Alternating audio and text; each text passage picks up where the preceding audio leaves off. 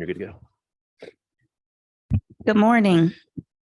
How is everyone this morning?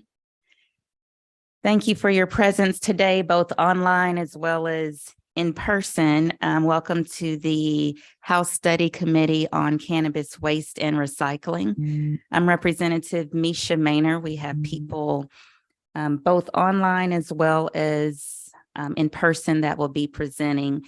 Before we go into the presentations, let's start with a prayer. Representative Jackson. Thank you, Madam Chair. Just gotta press the button, 24. Father, as we come before you, we thank you for this day, Lord. We thank you for your guidance. Give us the wisdom that we need, Father. Protect us, lead and guide us by your spirit. For it's in Jesus' name that we pray. Amen. Thank you. And I would like to start with each committee member introducing yourself. And we'll start with Representative Corbett.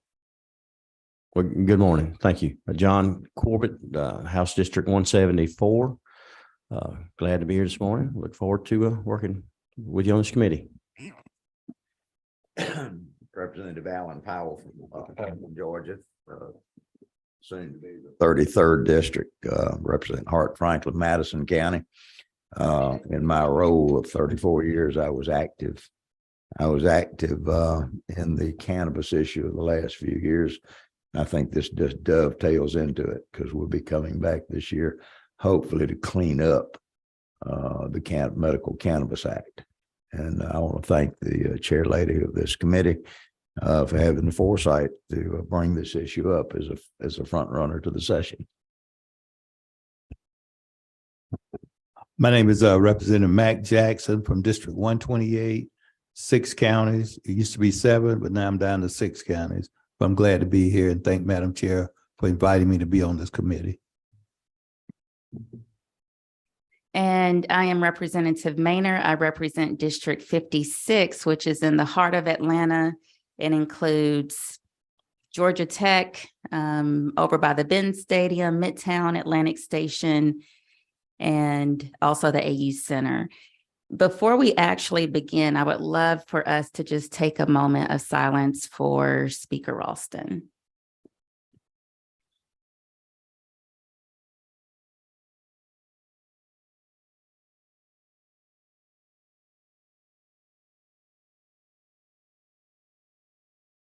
Thank you so much. The first presenter is online, and it is Dr. Timothy Coulong. He's with the University of Georgia College of Agricultural and Environmental Sciences.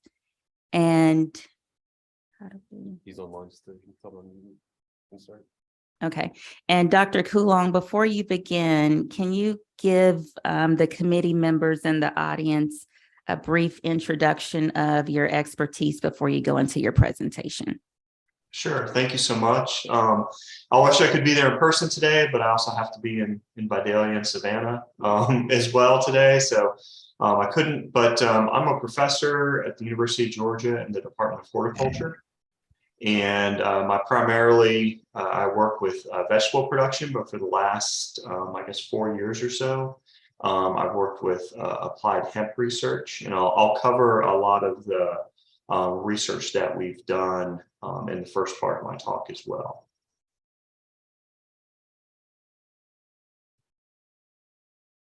Thank you. And we will line up the presentation. You can share the screen for it. Okay, thanks.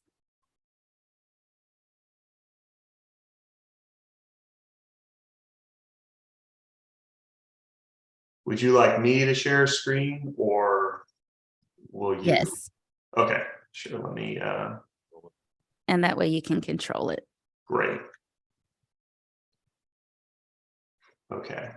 Can everyone see that title slide now? We can. Okay, great. So I'll get started here. The title of my talk is Cannabis and Hemp Waste and Recycling. A lot of what I'm going to cover is kind of the background of the research we've been doing at UGA so that the committee members can kind of see where our current program could fit in with some of the issues that we may have and so on.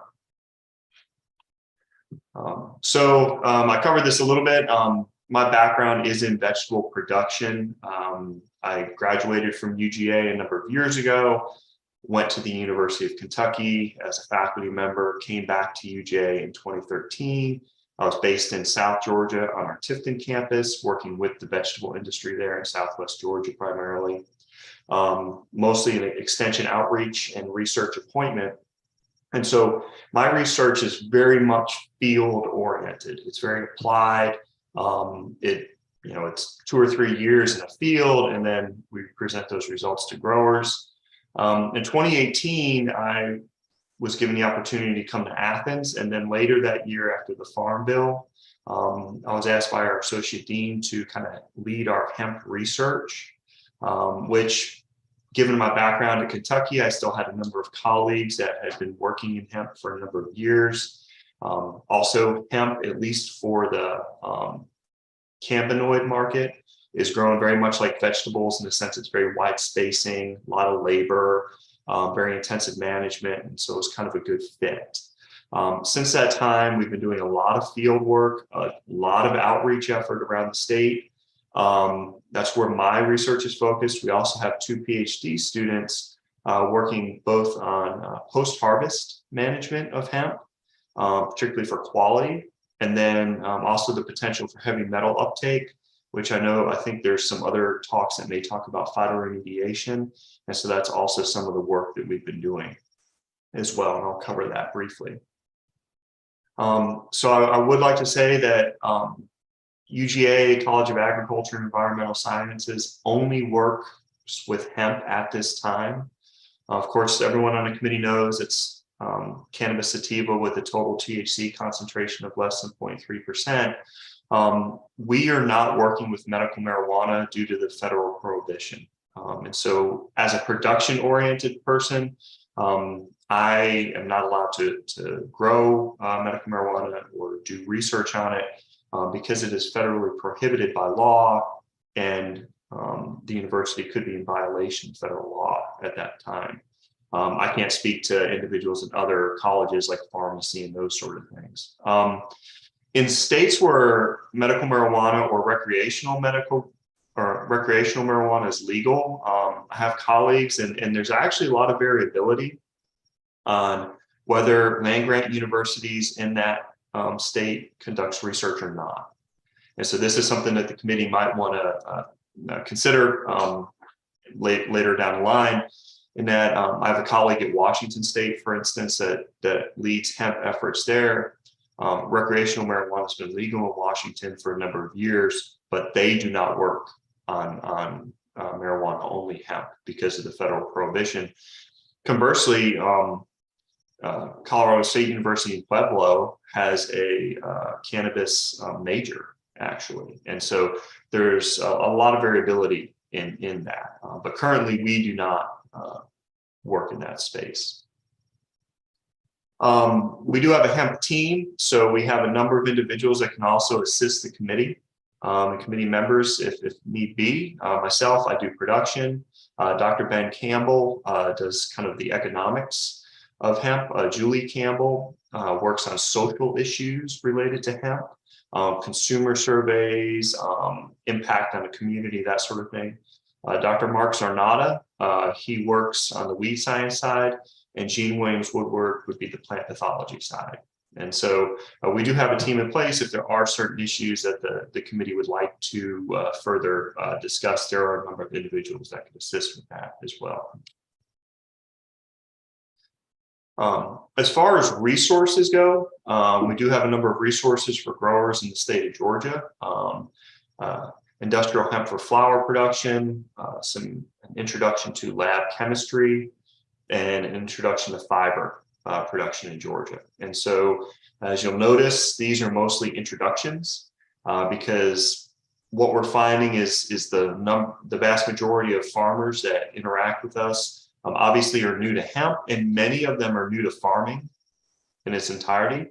And so these publications are kind of catered towards individuals that are just getting into this space. We do have a number of individuals in the state that have worked in Western states in cannabis and have come back to Georgia. they have a lot more experience and they may want a little bit more depth, but honestly, this is not like something like Vidalia onions where we've been doing research for 50 years.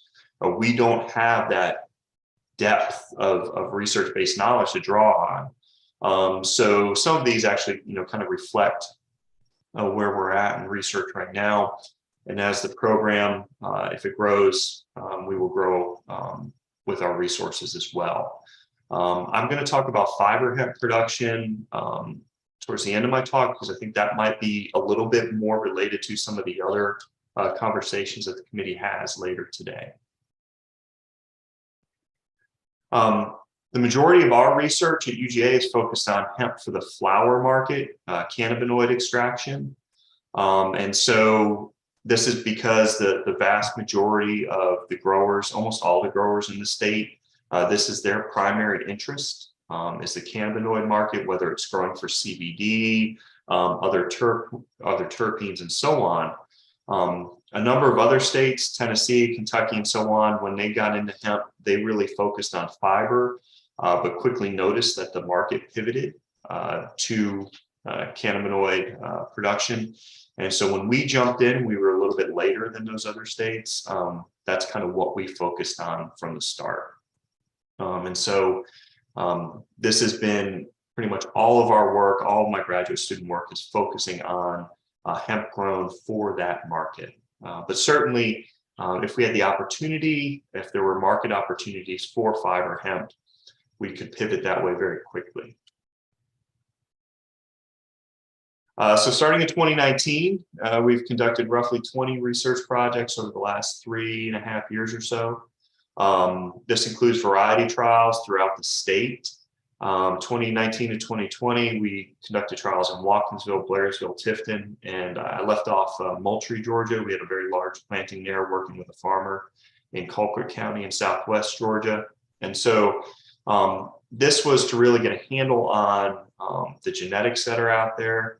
I'll cover a little bit more of this later, but when the hemp explosion happened nationally, where growers were getting very wealthy in 2018, there were a lot of investment groups, startup groups that jumped into this space. And to be honest, they were in there to make a quick buck. And so to capitalize on that high market value. And so there's a lot of genetics out there that aren't well suited to the Southeastern United States. A lot of those companies have since fallen by the wayside. But this was one of the key things to get started to make recommendations for our farmers. The other thing that we looked at, particularly at first, was that a lot of the hemp, there was concern about hemp going over the 0.3% threshold for THC.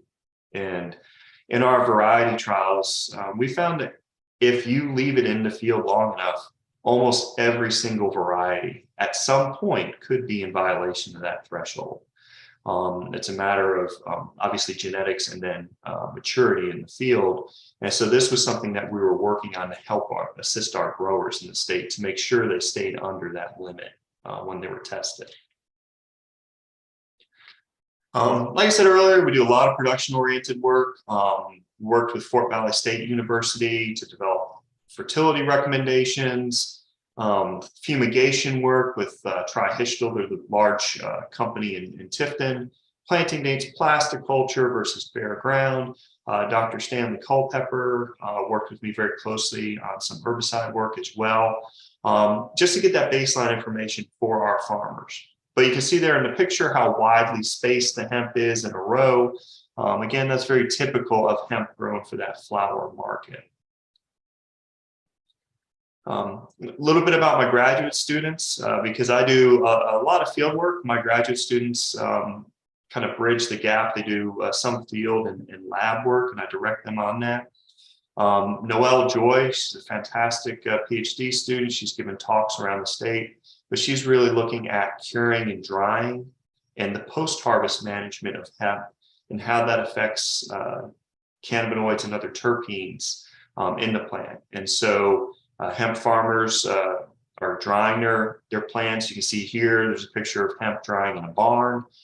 much like tobacco would have been dried, burley tobacco years ago, and so forth, and then the flowers and leaf material stripped. And so she's looked at different conditions using dryers, looking at even using peanut dryers. For those of you from South Georgia, familiar with that, to see if that could speed up the process and how that impacts the quality. And just below on the bottom of that slide is just a picture using an electron microscope of some of the trichomes on hemp, and some of the little round circle things there are actually globules of terpenes and so forth. The other student, Amanda Marabisi, she's a PhD candidate as well. She has looked specifically at heavy metal uptake.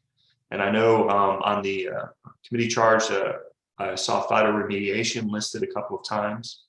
And so hemp has shown potential for phytoremediation in the sense that it can tolerate relatively high levels of heavy metals.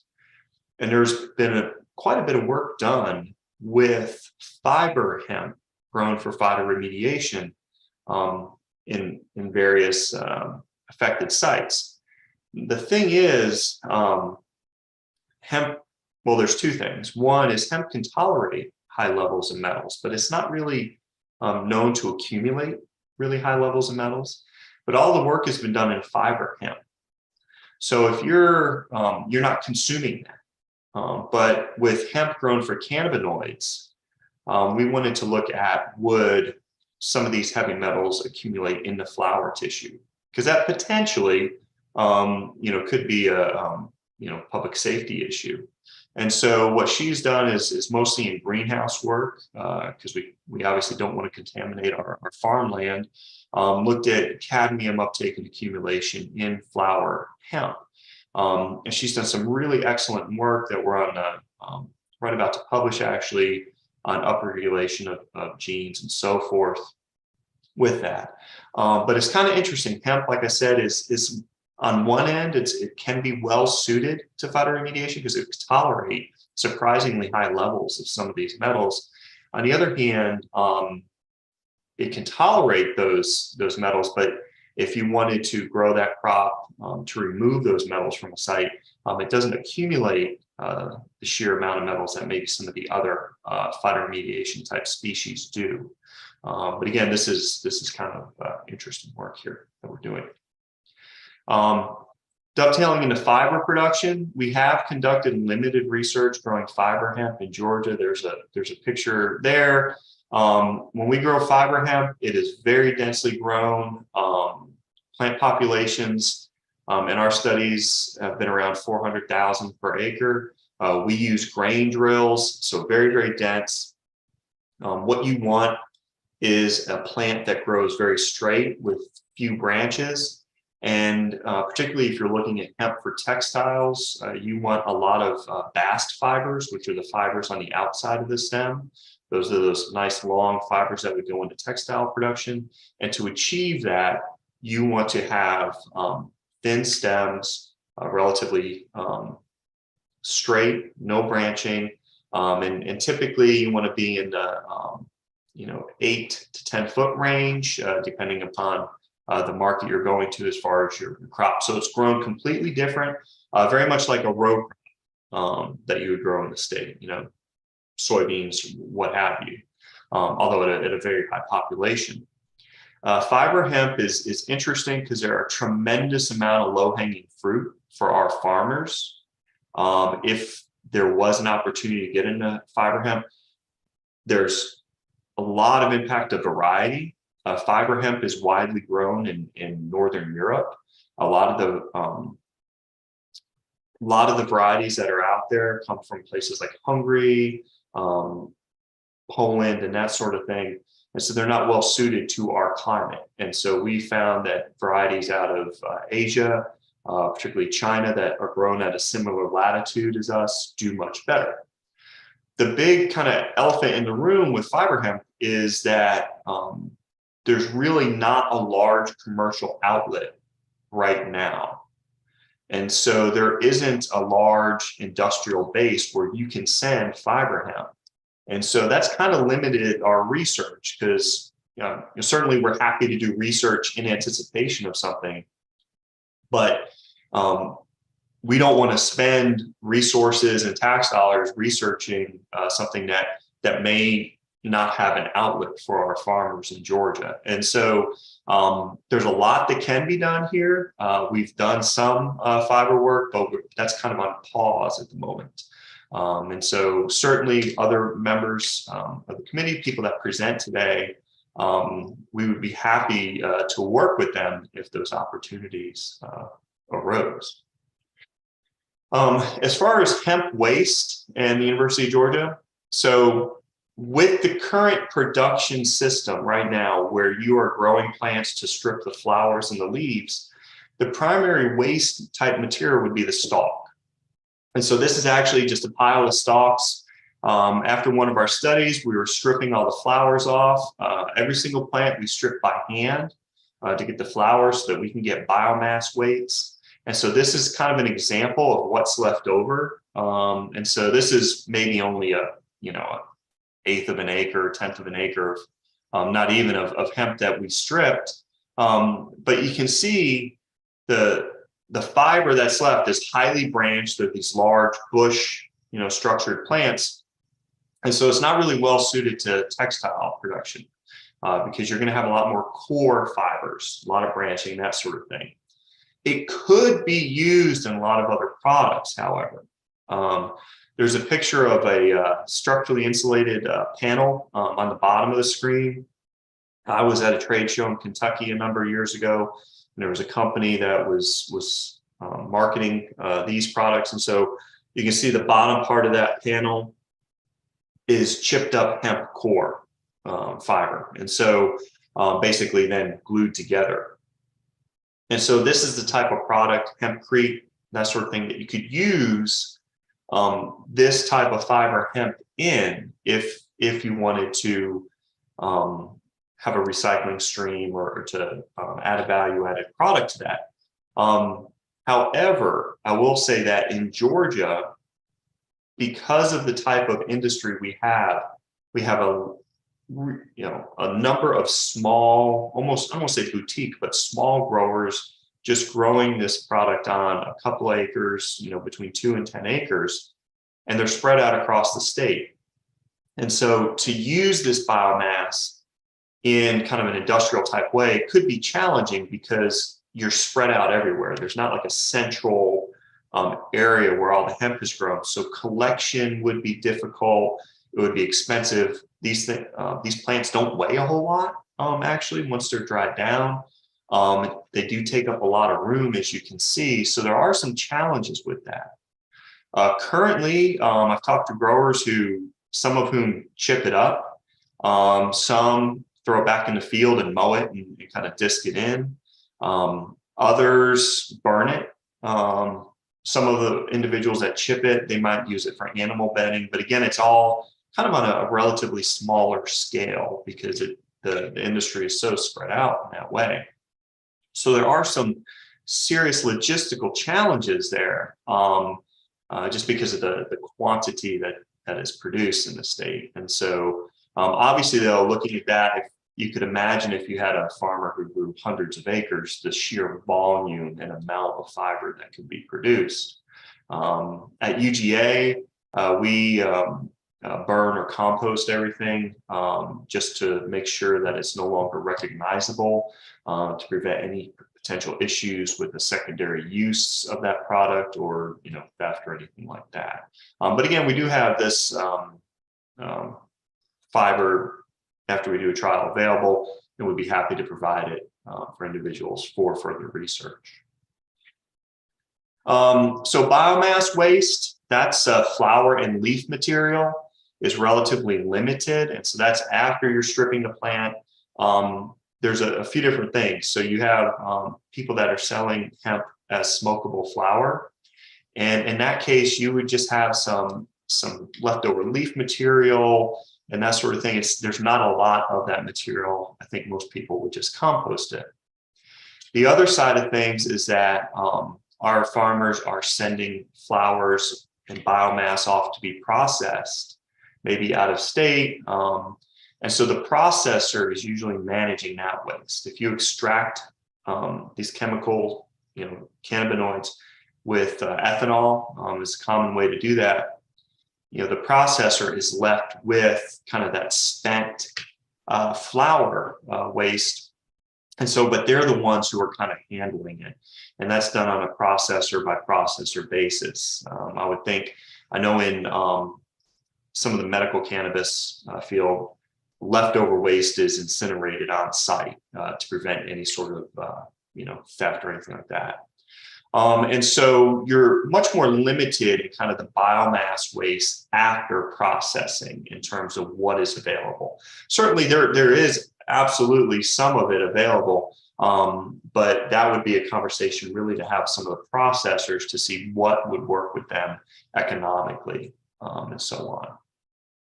But as you can see, this is a picture when we take hemp flowers to analyze cannabinoids and terpenes.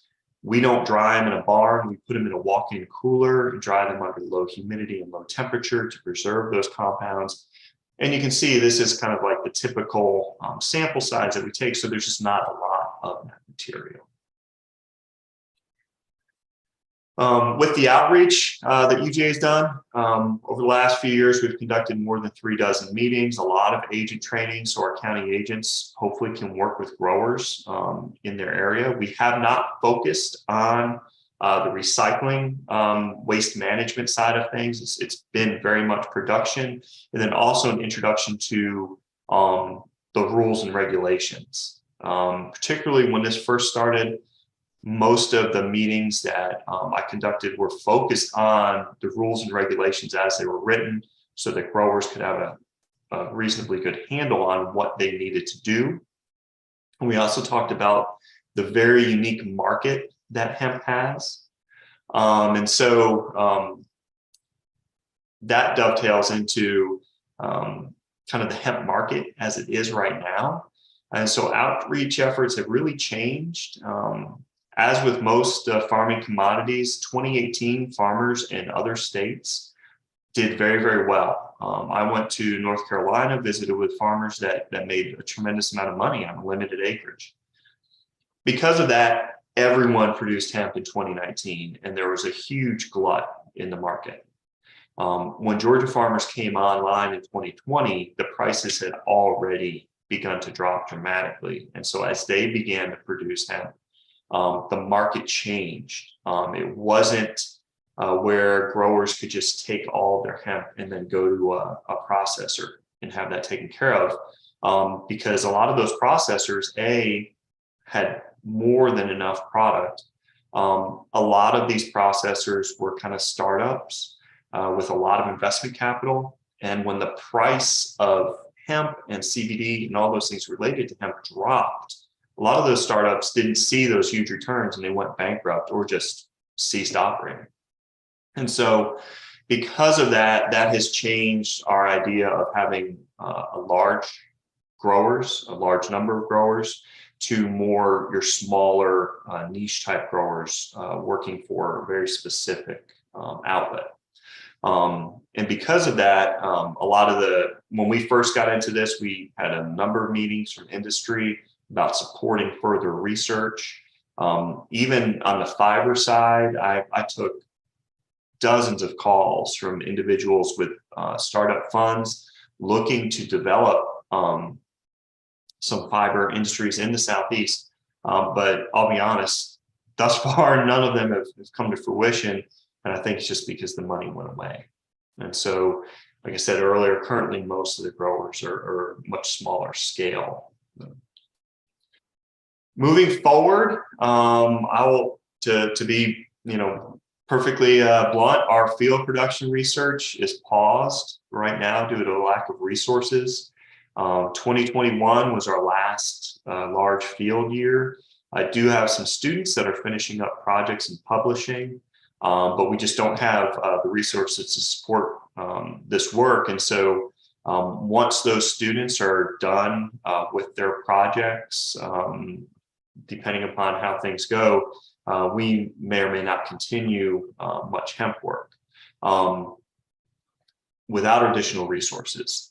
I would say moving forward, fiber hemp, I think, has a lot of potential for new research opportunities. And it wouldn't take much of anything for us to pick back up with research. I'm still here. I still have all the equipment that, all the field equipment that we need, and the knowledge base is just having resources. So you'll see a lot of information come out over the next year or two out of our program as it's being published and so forth. But right now, if you do talk to your constituents and that sort of thing, they say, hey, I heard UGA is not doing any more research. That's kind of where we are at this point in time and so forth. And so this is my contact information. It's actually a planting we had up in Blairsville where we did some agent trainings a few years ago. Feel free to reach out to me with that. I know that we have some time for questions. And so I'd like to, I'll stop sharing and open it up for questions. Thank you, Dr. Coulon, for that very informative presentation. Are there any questions from the committee? Chairman Corbett. Thank you, Madam Chair. Dr. Coulon, do you see the federal law being changed to deschedule marijuana as a Schedule 1? Not that you guys probably know much better than I, but not that I've heard. There doesn't seem to be a lot of movement on that right now, at least. All right. Further questions? I know at one time the UGA were working on different varieties, possibly something that has 0 THC, a variety. And how's that research going? So there was a graduate student working in another department that was doing some genetic work. He since graduated and went to go work with some hemp companies. And so kind of took that knowledge base with him. I think, honestly, with cannabis sativa, I know researchers at the University of Kentucky were developing an ultra low THC variety with a company up there. At UGA, that research is not ongoing. I'll be honest, it would be very hard to produce a 0 THC variety, given what our growers are looking to do. So they might want to grow a variety that has a lot of CBD in it. Because of the CBD pathway, growing a 0 THC variety would be very challenging to get the yields of CBD that they need, basically. And then one further question. You keep hearing a lot about Delta 8, which I guess we're going to have to address at some point. What's your thoughts on that? It's a gray area. And so it's basically a lot of it. So there's two ways to look at it. One is that CBD is in the lab, it's converted to Delta 8 or can be converted to Delta 8 in the lab, and then that's sold. And so that Delta 8 production may be propping up a little bit of the CBD market. On the other hand, it's kind of a workaround because the law is written specifically for Delta 9. And so it's, using that to get around it. And it is a, laboratory synthetically produced product. I mean, Delta 8 exists in hemp at very trace quantities. And so on one hand, the growers that are growing CBD, it does, help a little bit with their market.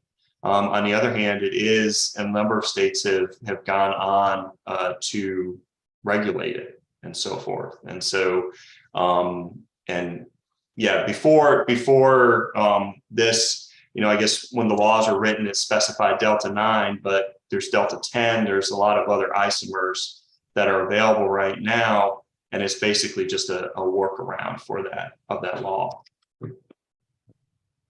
One further question, Madam Chair. The biggest challenge to the hemp industry, our goal was to where it'd be self-sustaining, where we wouldn't have to keep infusing money every year.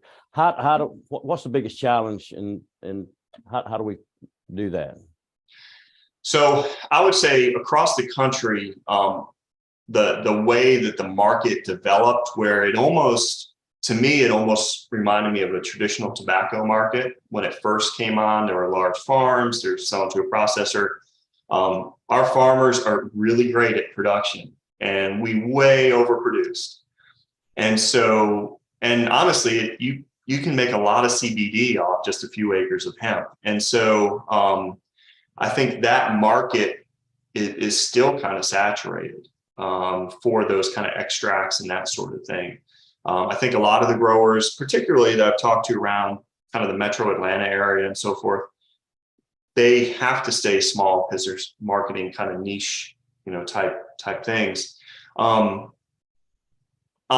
terms of market for something to be self-sustaining, I think long term, something like fiber hemp, that could actually generate serious acreage of hemp. But the problem is there needs to be a huge investment, private, public, or otherwise, into a facility that can incorporate that product.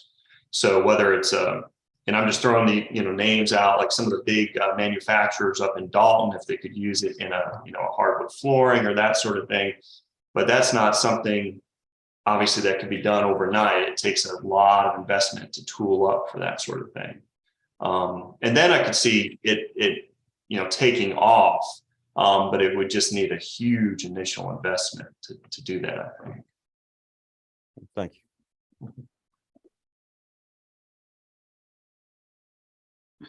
Any other questions from the committee? I have a question, Dr. Coulon. One, I want you to talk about the phytoremediation a little bit more to just make sure that everyone understands exactly what that is, as well as potentially talking about what happened in Chernobyl with the studies of the phytoremediation. And then the second question is, Georgia is known for being an ag state. And so if we're known for being an ag state and we have this green land that's not being used, what is the barrier, in your opinion, of Georgia not producing hemp or any cannabis species in a larger framework so we can be a leader in the industry with these repurposing ways? Sure. So with regards to phytoremediation, the concept is basically using plants that will tolerate any number of toxic chemicals that may be in the ground. And so usually we focus on heavy metals, but it's not always that way. There could be a number of other chemicals that are on a polluted site. With the idea being that by growing these plants, some of these plants will pull up those metals or other chemicals.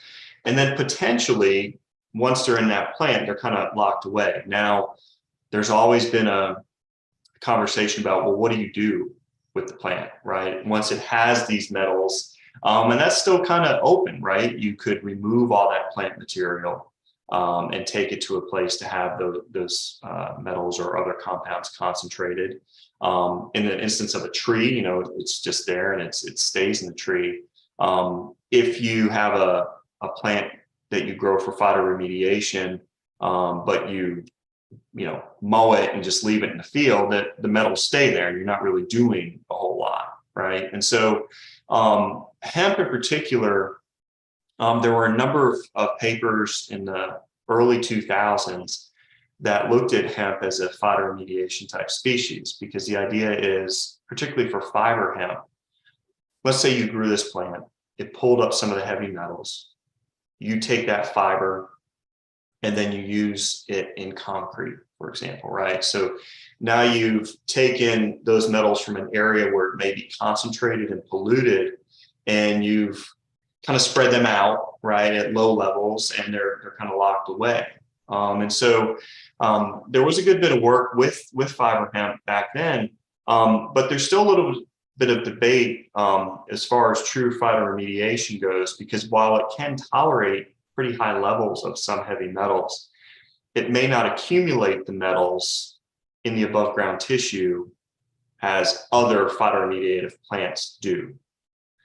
And so that is still a little bit ongoing. And so there's potential there, but I think more research needs to be done. I know my student reached out to some kind of leaders in that phytoremediative space, and she got very different responses about the utility of hemp for phytoremediation, whether it be useful or not. As far as Chernobyl goes, I haven't done much background reading on Chernobyl, so I probably wouldn't, it wouldn't be good for me to jump into something that I don't know much about. But that's kind of the essence of phytoremediation. Your second question, as far as Georgia is an ag state and what are the limitations? I think right now the biggest limitation is the market that's out there. And so for our growers that are growing for the cannabinoid, the flower hemp market, it is limited in how much they can grow. The first year Georgia could grow, we had a number of our larger farmers in the southern part of the state put in reasonably large acreage. And they haven't done that since because of the market. On the fiber side of things, it's also market driven. Our farmers are fantastic at growing crops, but at the end of the day, it's a business and they have to make money. And if the market isn't there, then they can't grow those crops. And so it's very market driven. Thank you. We have another question from Chairman Corbett. The question, while you're talking about the chemicals, they're presently, I don't believe there's no chemicals label that you can apply. Where are we in that process, getting some chemicals, pesticides and fungicides approved to where you can legally apply it to the crop that you can apply to other crops now, but it's not labeled for hemp? Good question. So there are, I believe, close to 59 or 60 chemicals that the EPA has labeled, but most of them are considered generally recognized as safe type chemicals. So a lot of the products that you use in an organic production system are labeled, but that does leave growers pretty limited in what they can use. As far as herbicides, your traditional synthetic herbicides, I talked to Dr. Culpepper down in Tifton not that long ago, and he said he's not the one doing the labeling, but he communicates a lot with the companies, and he expects at least 2 herbicides to be labeled coming out. As far as some of the other chemicals go, I think we're a pretty long ways away.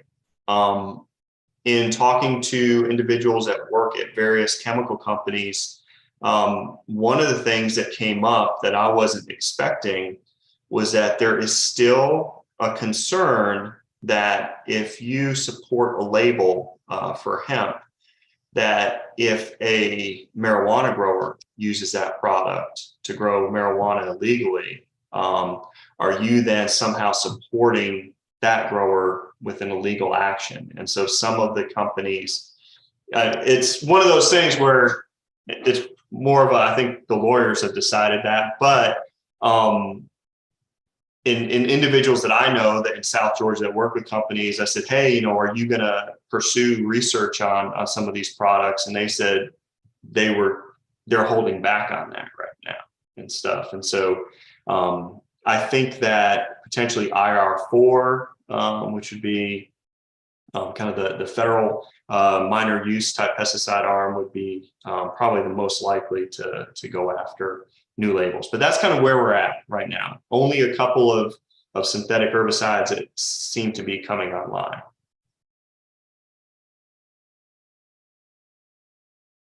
And Dr. Coulong, since we're talking about pesticides, can you talk about, someone asked me about triclosan pesticide.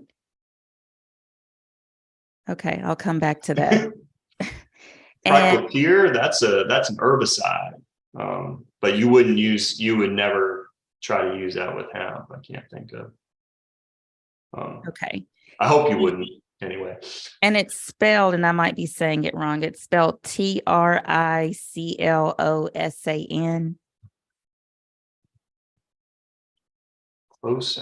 Triclosan.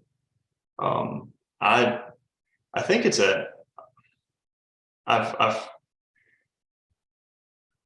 I've not come across that in any traditional labeled pesticides that I'm aware of. Okay. I mean, it might be like a antibacterial, antifungal type product, but in terms of active ingredients in most of our synthetic fungicides, like I said, it may be there, but I have not come across it in what we commonly use. And then my very last question for you is, you mentioned earlier, you had the picture up of the hemp stalk waste. Mhm. And you said with the current system, this is what we can do. Is there another system where we could use more of the waste? I think with the current system, I was kind of referring to just the way that the market has developed and how the growers are kind of spread out and dispersed and relatively small. And so you would need really, so there's a few things when using waste. It can be expensive to transport. And so ideally when you have something, if you were to use that product, you would have a number of larger growers in a smaller area where they could ship that product to a central facility. Otherwise, you have, like I mentioned, a large number of small growers doing a lot of different things. And so given my background in vegetables, it's almost like processing vegetables. If you have a processing facility for tomatoes, for example, all your tomatoes are going to be grown within a certain radius of that facility because of shipping costs to keep that down. And so to use the hemp byproducts in a fiber type product, ideally you would have your hemp growers centered around that one facility to do that. Whereas let's say there's a hemp farmer in Albany, Georgia, and there's a facility in Rome, they're not going to drive 4.5 hours because it just wouldn't be worth it to them economically to ship that product. And so the way the market has developed was kind of what I was referring to in terms of the system.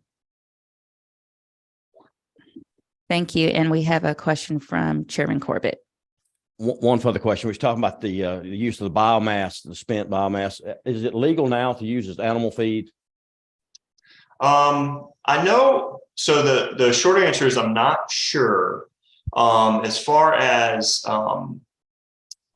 hemp seed goes, we did have some growers that looked to grow it for grain to supplement. But I know individuals in Kentucky have looked at growing it for forage crops.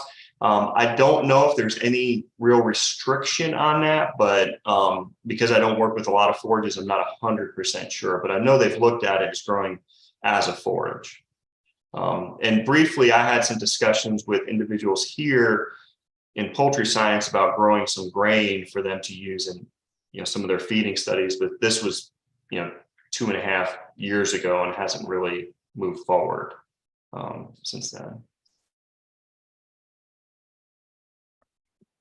And to close out, Dr. Coulong, I'm going to ask every presenter this over the next course of the 2 days.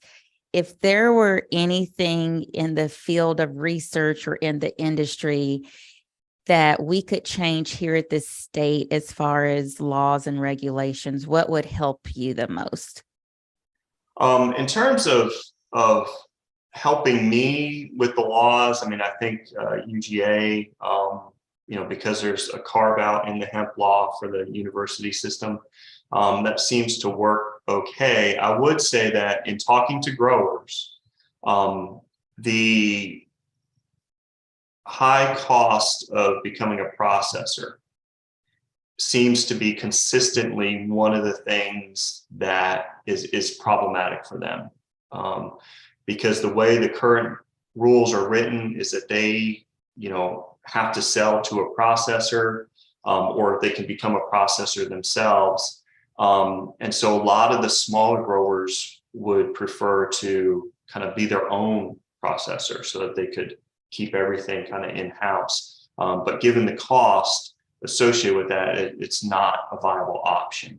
And so I know last year there was some discussion about lowering that fee. And I think a number of growers expressed that that could be very helpful to them to kind of change how the rules work with regards to selling your product and processing. Thank you, Dr. Coulong. Any other questions?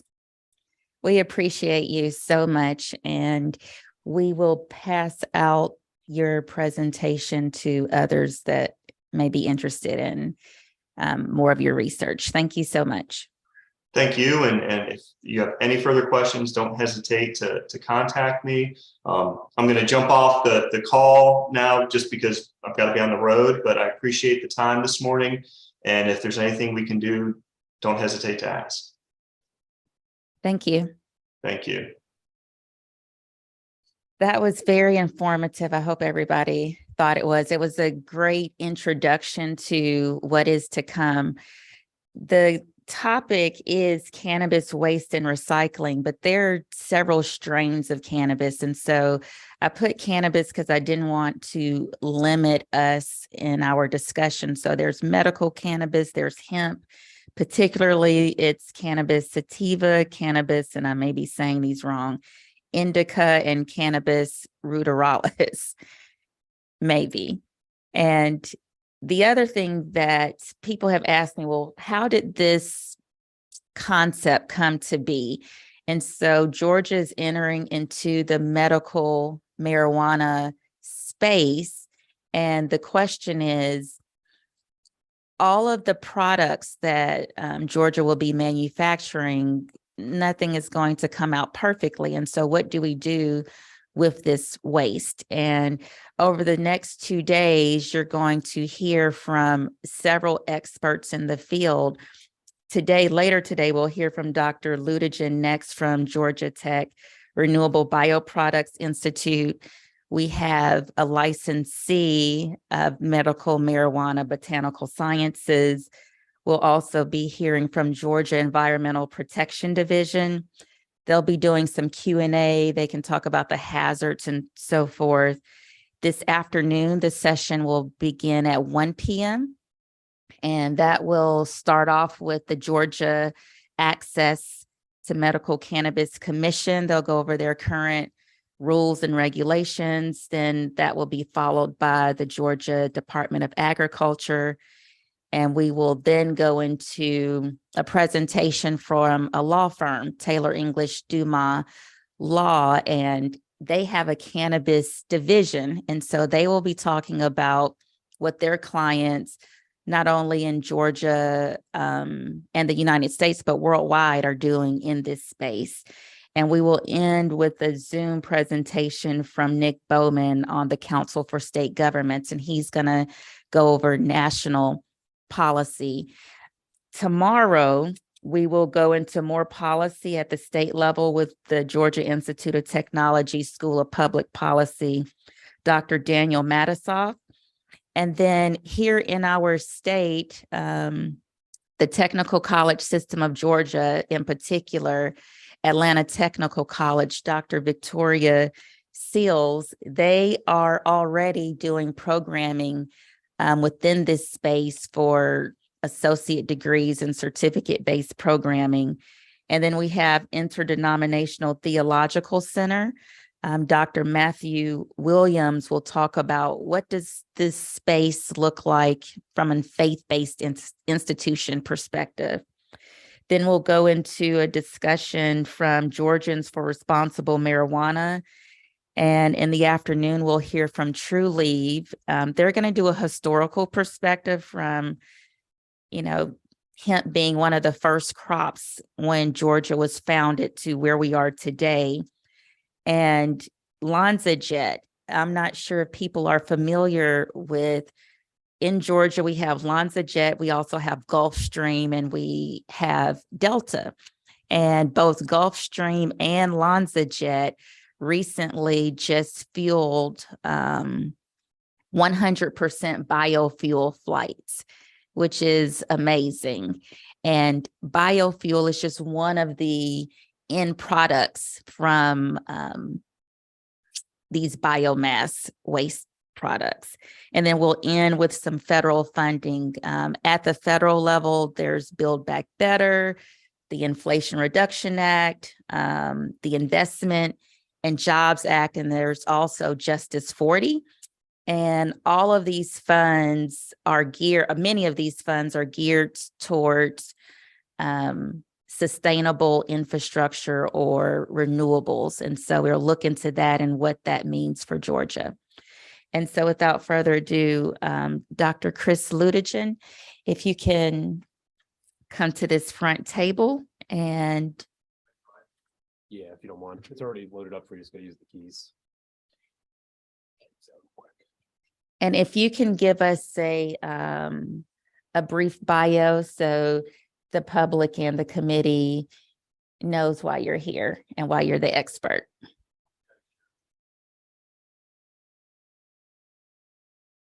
We have a hard copy, yes, and Brian will make sure that you have what you need. I got you.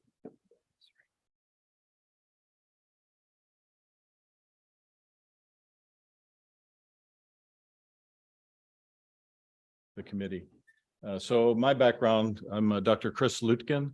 I graduated with my PhD in paper science and engineering from Georgia Tech and went to work 25 years for Kimberly-Clark Corporation, some of it here in Roswell, Georgia.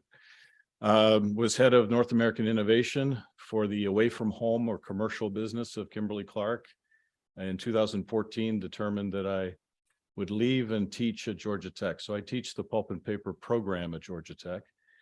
One of the responsibilities I had while at Kimberly-Clark was we launched a bath tissue made from 20% wheat straw pulp and a paper towel made from 20% bamboo fiber.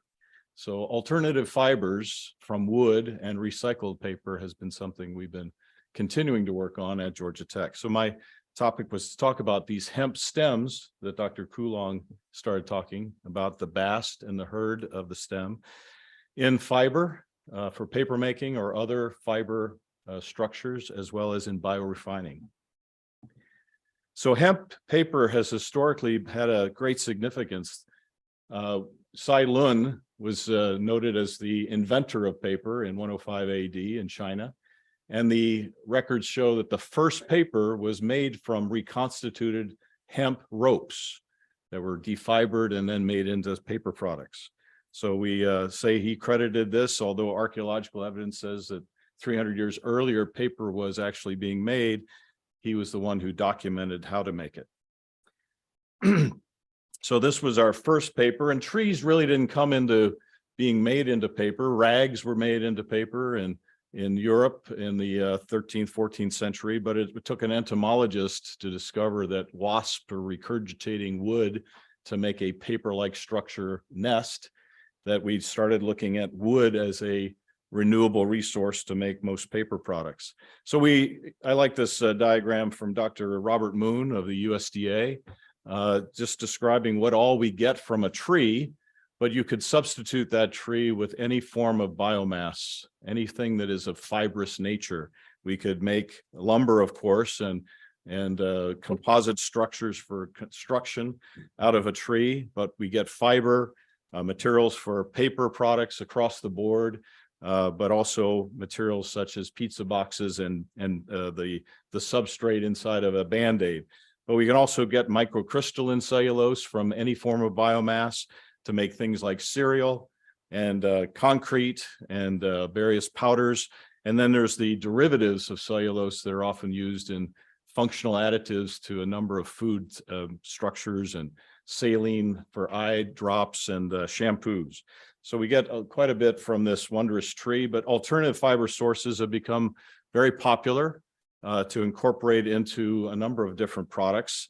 And we've done experiments at Georgia Tech on these things, such as bagasse from the sugarcane, bamboo fiber, of course, as I mentioned, Kimberly Clark launching it into towels, but hemp fiber as well, both the CBD hemp and industrial hemp stems could be used for their fiber sources. So there is a renewal of non-woods I see in the paper industry. This tree-free sourced fiber or non-woods can be a marketing label on some products. This could be from a primary crop, such as the hemp grown strictly for its fiber sources, or Cannabis is another hibiscus variety that can be used for paper making. Wheat straw and corn stover, the corn stover left over from biofuel generation could be used in paper making as well. So this could be residues from the crop or residues from biofuel operations. And this is a great alternative to burning in the field, offsetting the air pollution. But does it require, if you're not tilling it under, to require more fertilizer is often the question. There's always this benefit of a tree, however, right? Trees grown in rows are a crop, and you can harvest a tree any day of the year and not have to store it for long periods of time to make paper out of it. Whereas these agricultural waste materials are typically harvested once or twice a year. And then you have this transportation of a less dense material than a tree, and also the storage to consider if you plan on processing it every day of the year, like you do a tree. So there are some new applications that we see out in the marketplace in the last 5 years. Flax fiber has been introduced by Georgia Pacific into industrial wipers. Switchgrass has been introduced into towels by Essity. Cannabis has been issued into newsprint by Resolute, now part of the Canadian Asia Pulp and Paper arm.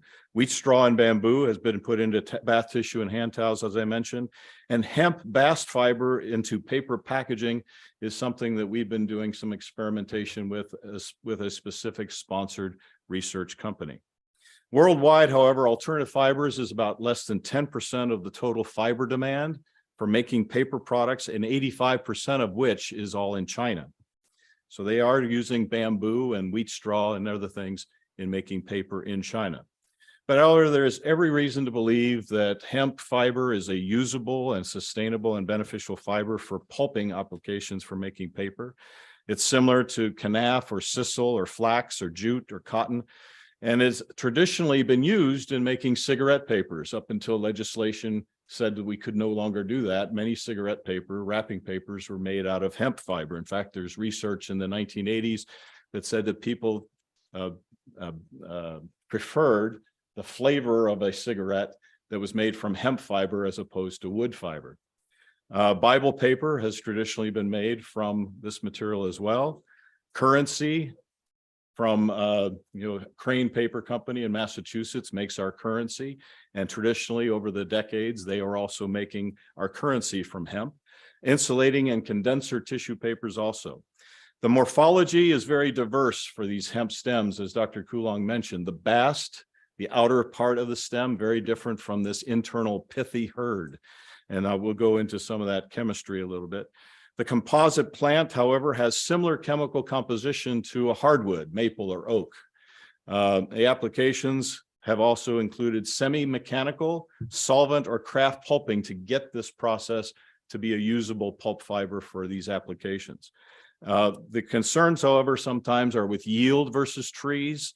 In any wet forming process, you need to have, such as in paper making, you need to have the proper fiber lengths. As Dr. Coulong mentioned, he gets calls quite frequently. I also get calls on a regular basis from people, maybe entrepreneurs, who are saying, I want to build a processing plant and sell this biomass to the paper industry. I can cut those stems to any length you want them. Well, that's not going to happen, right? That you can't just cut these stems to a specific length and be able to make any kind of usable products from them. The processing, as Dr. Coulong mentioned, is that investment, a tremendous investment in capital to get it to a form that's usable for any industry usage.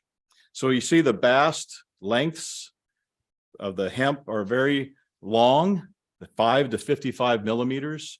If you're going to make paper out of this material, you need it to be really less than 6 millimeters. So those stems need to be cut. The hurd, or the core of the material, is very dusty and not very fibrous in nature. And this material can be kind of harmful from a waste perspective to the paper industry, as it may not be retainable in a wet forming process. So separation sometimes is the remedy for that, separating the bast from the hurd. Then what do you do with the hurd, right? Then you've got a biomass to deal with on this hurd. There is an example of Cannabis in Texas, the hurd being separated from the bast and being used as a biopolymer in wastewater treatment facilities as a nutrient and a way of coagulating the solids in a wastewater treatment, municipal wastewater treatment facilities. So there is some usage for the hurd separate from after you've separated the material. As you see here, the hemp fiber lengths, the hemp core of 0.5 millimeter, that's pretty dusty. That's not very fibrous in nature. It can't be really used for a beneficial use, a value added use in any kind of paper making or molded fiber application, certainly not in textiles or in any non-woven application. Whereas the hemp bast of 5 to 50 millimeters is useful for all of these applications, textiles, non-wovens, and paper making, but at specific processing and fiber length capabilities. So there's some examples we have right in our fiber library at Georgia Tech. Manila hemp tow, the tow material, the hemp, raw hemp, you can see in this middle vial here, that is a total stem in the length there that has that whiter core or hurd material inside, and the outer bast is that long 5 to 50 millimeters long, and some domestic hemp as well. Here you see some of those fibers once they're fibrillated a little bit, and that's really what a paper maker is looking for, is some form of increased surface area to be able to contact other fibers and create a strong product. And so this would be a mechanically treated material that gets it to that fibrillated level. The chemical composition that we've studied in hemp is very diverse also between that core and the bast. You see the lignin content, the third one down, that's the cement of a plant or a tree that holds the tree together. There's been a lot of genetic modification work on trees to reduce the amount of lignin in the tree. However, they wound up being brittle and blown over by winds much more easily. So that's an important part of the tree, but we do remove that to get to the cellulose in a pulping operation. And the cellulose content of the bast looks very good, 67% on average. This is a useful material for a lot of different applications. The sugars themselves could be converted into biofuels. So that cellulose and hemicellulose content could be used to making ethanol, could be used to making jet fuels and butanol and those kinds of products. The lignin is kind of that material that we'd like to remove for making paper products, but it doesn't necessarily have to be removed. And you see the extractives very similar in inorganics, a little higher than woods, because a plant growing lower to the ground will typically bring up minerals and the metals from the soil into the stems as it brings up moisture into the leaves and the buds of the plant. Whereas a tree has a longer distance for those mineral contents, those inorganics to travel. This can cause a problem in processing because it builds up as a dead load and can cause erosion and corrosion issues. So some physical properties, hand sheets have been made from this material at our facilities. They have from the core, very different from the bast. You get very low tear resistance in the paper products, low freeness and drainage, which can slow down a paper machine. The tensile and burst strengths are within range of what hardwood fibers can do. But if you really want strength, you need softwood. Southern pine is tremendous for packaging products, for boxes. The hand sheets from the bast give you that. That gives you a high tear resistance. However, we do see low tensile and burst strengths if you don't process it properly. And so that's what we typically see in the bast and the hurd. There's not a whole lot of data in the literature around fines content or refiner strength development to get you strength. So the question oftentimes is, how do I add value to the paper products if I'm going to step away from wood or recycled paper. So depending on the application, we would likely like to see the separation of the hurd from the bast. This takes an extra processing step that paper pulp companies typically don't do. The long fiber we think would be good for packaging strength. The hurd could be a filler for printing or opacity in fine papers. That's not a whole lot in Georgia for fine paper production. Most of the paper producers here are box producers. The low lignin content of the bast could be require very minimal chemical treatment. There's no need for a full craft pulping process as you drive by a mill and smell the sulfur odors. We don't necessarily believe that you'd need that full craft processing to do that. So some thermomechanical pulping or chemithermomechanical pulping would be seemed to be adequate for the processing of this. So you definitely see some softening to generate the fibrils that you saw in that micrograph for surface area and strength, and some mild solvent pulping could be a strong possibility. There seems to be some significant processing capabilities across the spectrum. Separation has been a challenge to commercially do this at a high scale. So you need efficient separation, has been largely solved in CANAF industry, for instance. Decorticating equipment for these air-dried whole stalks, you need to crush and screen out this dusty hurd to get to the bast fiber. And then if you want to apply the wet forming, you need to cut the fibers without generating a lot more dust.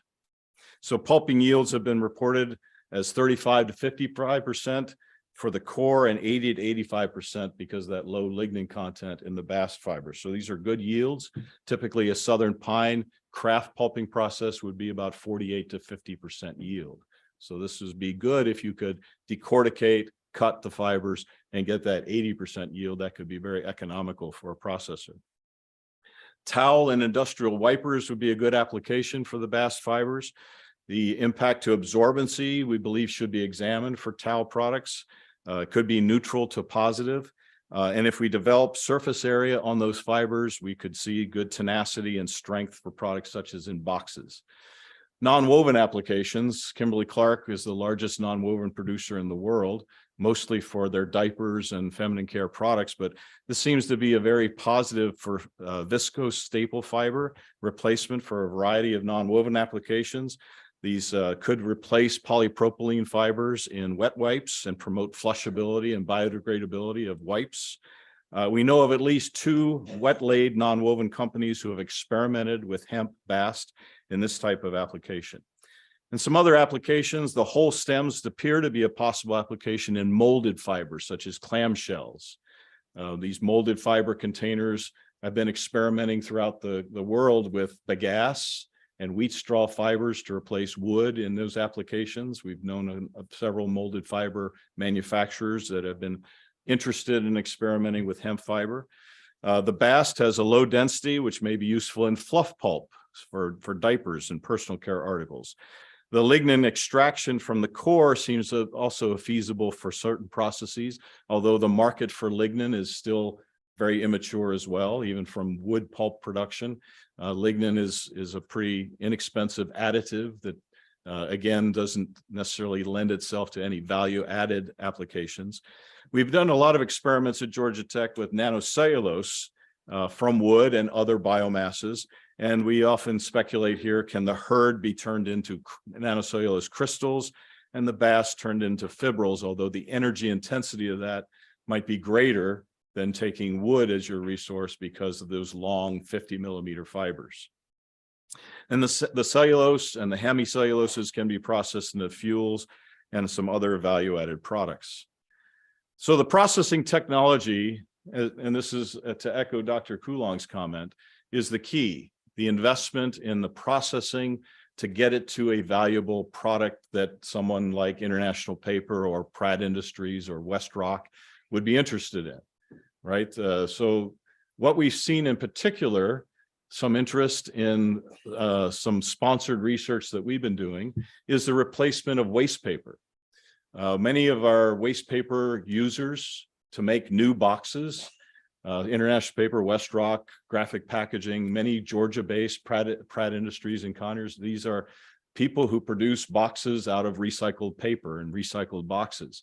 And what we've seen with multiple recyclings of boxes is the quality of the fiber goes down, right? The strength of the boxes decreases. And so what they're having to do is add more weight to the boxes, which adds cost to their manufacturing and the cost of transporting the goods in those boxes. So there's been some keen interest in, can I get strength by use of hemp fiber? So some sponsored research we've been doing is in this area, replacing waste paper at some percentage with hemp if it's processed properly. And this requires decorticating and cutting of the product, which is not a common process for wood processing or for recycling. And then you'd follow that with semi-chemical cooking, washing, some mild bleaching, and refining. Bleaching only if you want to get white products. If you're making brown boxes, not necessary. We also could see for lignin that the hurd is a rich source, which can be extracted at either high or low pH. So you'd have a vessel with low pH of about 1 or high pH of about 12, and you can extract the lignin, precipitate it, and sell it to the lignin market. We could also see nanocellulose fibrils or crystals being formed. This could be, however, energy intensive from the bast and may not be valuable from the hurd. And for biofuels, several processes could be deployed: gasification, pyrolysis, enzymatic solvenation. There's many ways that you could take the sugar content from the biomass and make jet fuel, butanol, or ethanol. There are demonstration plants around here in Georgia, in Thomaston. There's a great demonstration plant that uses a variety of biomasses and has demonstrated a capability to make jet fuel and butanol. And so there's capabilities to demonstrate that this is very feasible, and research has been done in this area.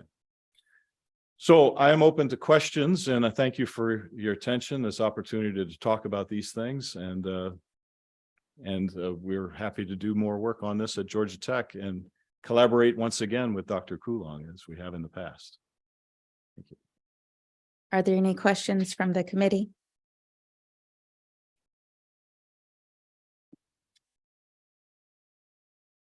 Chairman Powell. I really don't, this isn't a very intellectual question, but you said something early on in your talk about smokers, and then how smokers would prefer a cannabis-based cigarette as opposed to wood-based. You know, I've been a smoker all of my life until 10 years ago, and I don't ever remember smoking wood chips. Well, most cigarette papers these days are either made from flax or from wood pulp, the wrapping paper and the tipping paper. So I was able to visit and was offered a job at one time up at Brevard, North Carolina. Gladfelder Paper Company had 12 paper machines making Bible paper on 4 machines, and 8 machines were making cigarette papers. And up until hemp was outlawed to be made into cigarette papers, they were using hemp, and then they converted over to flax. And they were pulping bales of flax that were shipped from Colorado to North Carolina. And they were even held together with flax ropes and thrown into pulpers and pulped to make cigarette papers. Very good. Thanks for clarifying. No For problem. my feeble mind.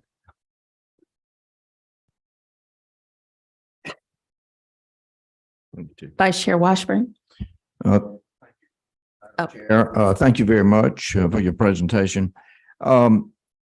Sort of a 3-part question. With the use of hemp rather than continuing to use wood pulp, would you say that obviously you can grow hemp annually rather than the long term it takes to grow wood pulp?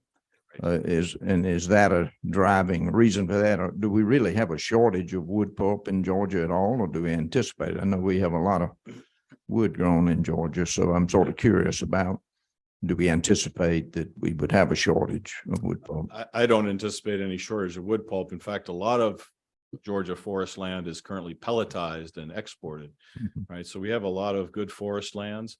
I think the real benefit of growing hemp is where you may not be able to grow and harvest wood very economically, right? If there's fallow soil, hemp has a great adaptability to growing in soils that may not be useful for trees, or on slopes where harvesting of the trees may not be as economical as good flatland. So I think that there's a real benefit to that. But I don't envision that we're going to get short of wood. I also have talked quite a bit with the pulp producers from wood of making paper. Of course, those same companies that are recycling boxes to make new boxes are also, in many cases, harvesting wood to make boxes. Rome, Georgia, International Paper has a very large pulp mill, 1,500 tons a day of pulp production from 3,000 tons a day of trees. They're not interested necessarily in replacing wood with hemp or any other form of biomass because they want to run their assets full. They don't want to slow down their pulp mills and have to recapitalize their own assets. But the recycling industry, it does appear to be interested. People who are recycling boxes to make boxes, they want to augment strength somehow, and they look to these long fibers from the bast and say, maybe there's an opportunity for us. Another question, Madam Chair. So as I was hearing you, the use of hemp you would be using that in addition to the recycling of the paper. It's a small substitution, yes. Yeah, to improve the quality. And I Yes, thought that I did understand that. Yes. I thought that was particularly interesting. You know, we see so much focus on recycling and what we try to do with that. I find it to be really interesting that the quality of the product is so much better. And apparently the continued recycling reduces the quality. And so the addition of the hemp, that's very interesting to me. So thank you very much. Problem. If you think about the way we produce fiber, we get a lot of bonding between those fibers. When we recycle, we break those bonds and in many cases shatter the fibers. They're tend to be a little brittle. Then they shorten. Then they're not as strong as they were originally. And so that's the issue of multiple recyclings. Boxes could be recycled multiple times and that fiber continues to decrease and you lose that strength. So I think that's an open opportunity for these folks. But I think the issue is, again, as Dr. Kulong mentioned, the processing of this material to get it to a usable form is a very capital intensive kind of issue. I think Representative Maynard and I were talking about it, and just some rough numbers I was throwing out there, which I would never want to be too quoted on. But you know, if you think about bringing in 100 tons a day or having stored thousands of tons of biomass and building a processing plant for, let's say, a 50 ton to 100 ton a day processing facility, that could be in the $20 to $30 million just to get it tankage and chemicals and get it to a form that could be usable by a paper producer or a molded fiber producer. I was working with a Charleston-based clamshell molded fiber company, and they were currently making their product out of 50% bagasse from some sugarcane growers in Louisiana. And these Louisiana farmers were building a consortium to process the material so it could be sold to the molded fiber industry. And they were blending that 50% bagasse fiber with wood pulp, pine. And they wanted to increase the bagasse because they saw the price benefit. But the processing of the bagasse just had the capital intensity was just too much necessarily for a group of farmers to invest in to get it to that level. So they were actually getting their bagasse from South America, processed as a thermomechanically pulped material and sold into Charleston. Thank you. Yeah, my pleasure. Thank you, Dr. Lutingen. I have 2 to 3 questions. One, you mentioned that China is a leader in the alternative fiber market. Yes. And meaning that means they have these processing plants that potentially cost $20 to $30 million For small tonnages, yes. to start. And so, and this is just a subjective, question. I'm just wondering, why do you think China is decided to Lead that area? lead in that area? I mean, with them having 85%, why did they say, let's put our assets here? Well, predominantly it's because of the lack of trees. And they traditionally have used non-woods for centuries to make any kind of paper products. So that's the primary reason. But I also think that there's quite a bit of government subsidization of those processing plants. When we were launching a paper towel at Kimberly-Clark, and this is 10 years ago, so I hope this is no longer confidential to Kimberly-Clark, but it was imported bamboo from a craft processing plant in China.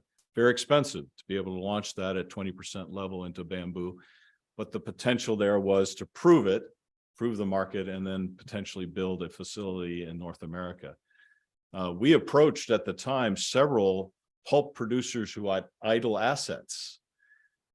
Many pulp mills were, particularly in Alabama and Tennessee, were idle because of the lack of production into paper products for craft pulping. There's still a lot of idle assets out there. And we approached those owners and said, would you convert your digesters from wood pulp into bamboo? And the answer was distinctly no.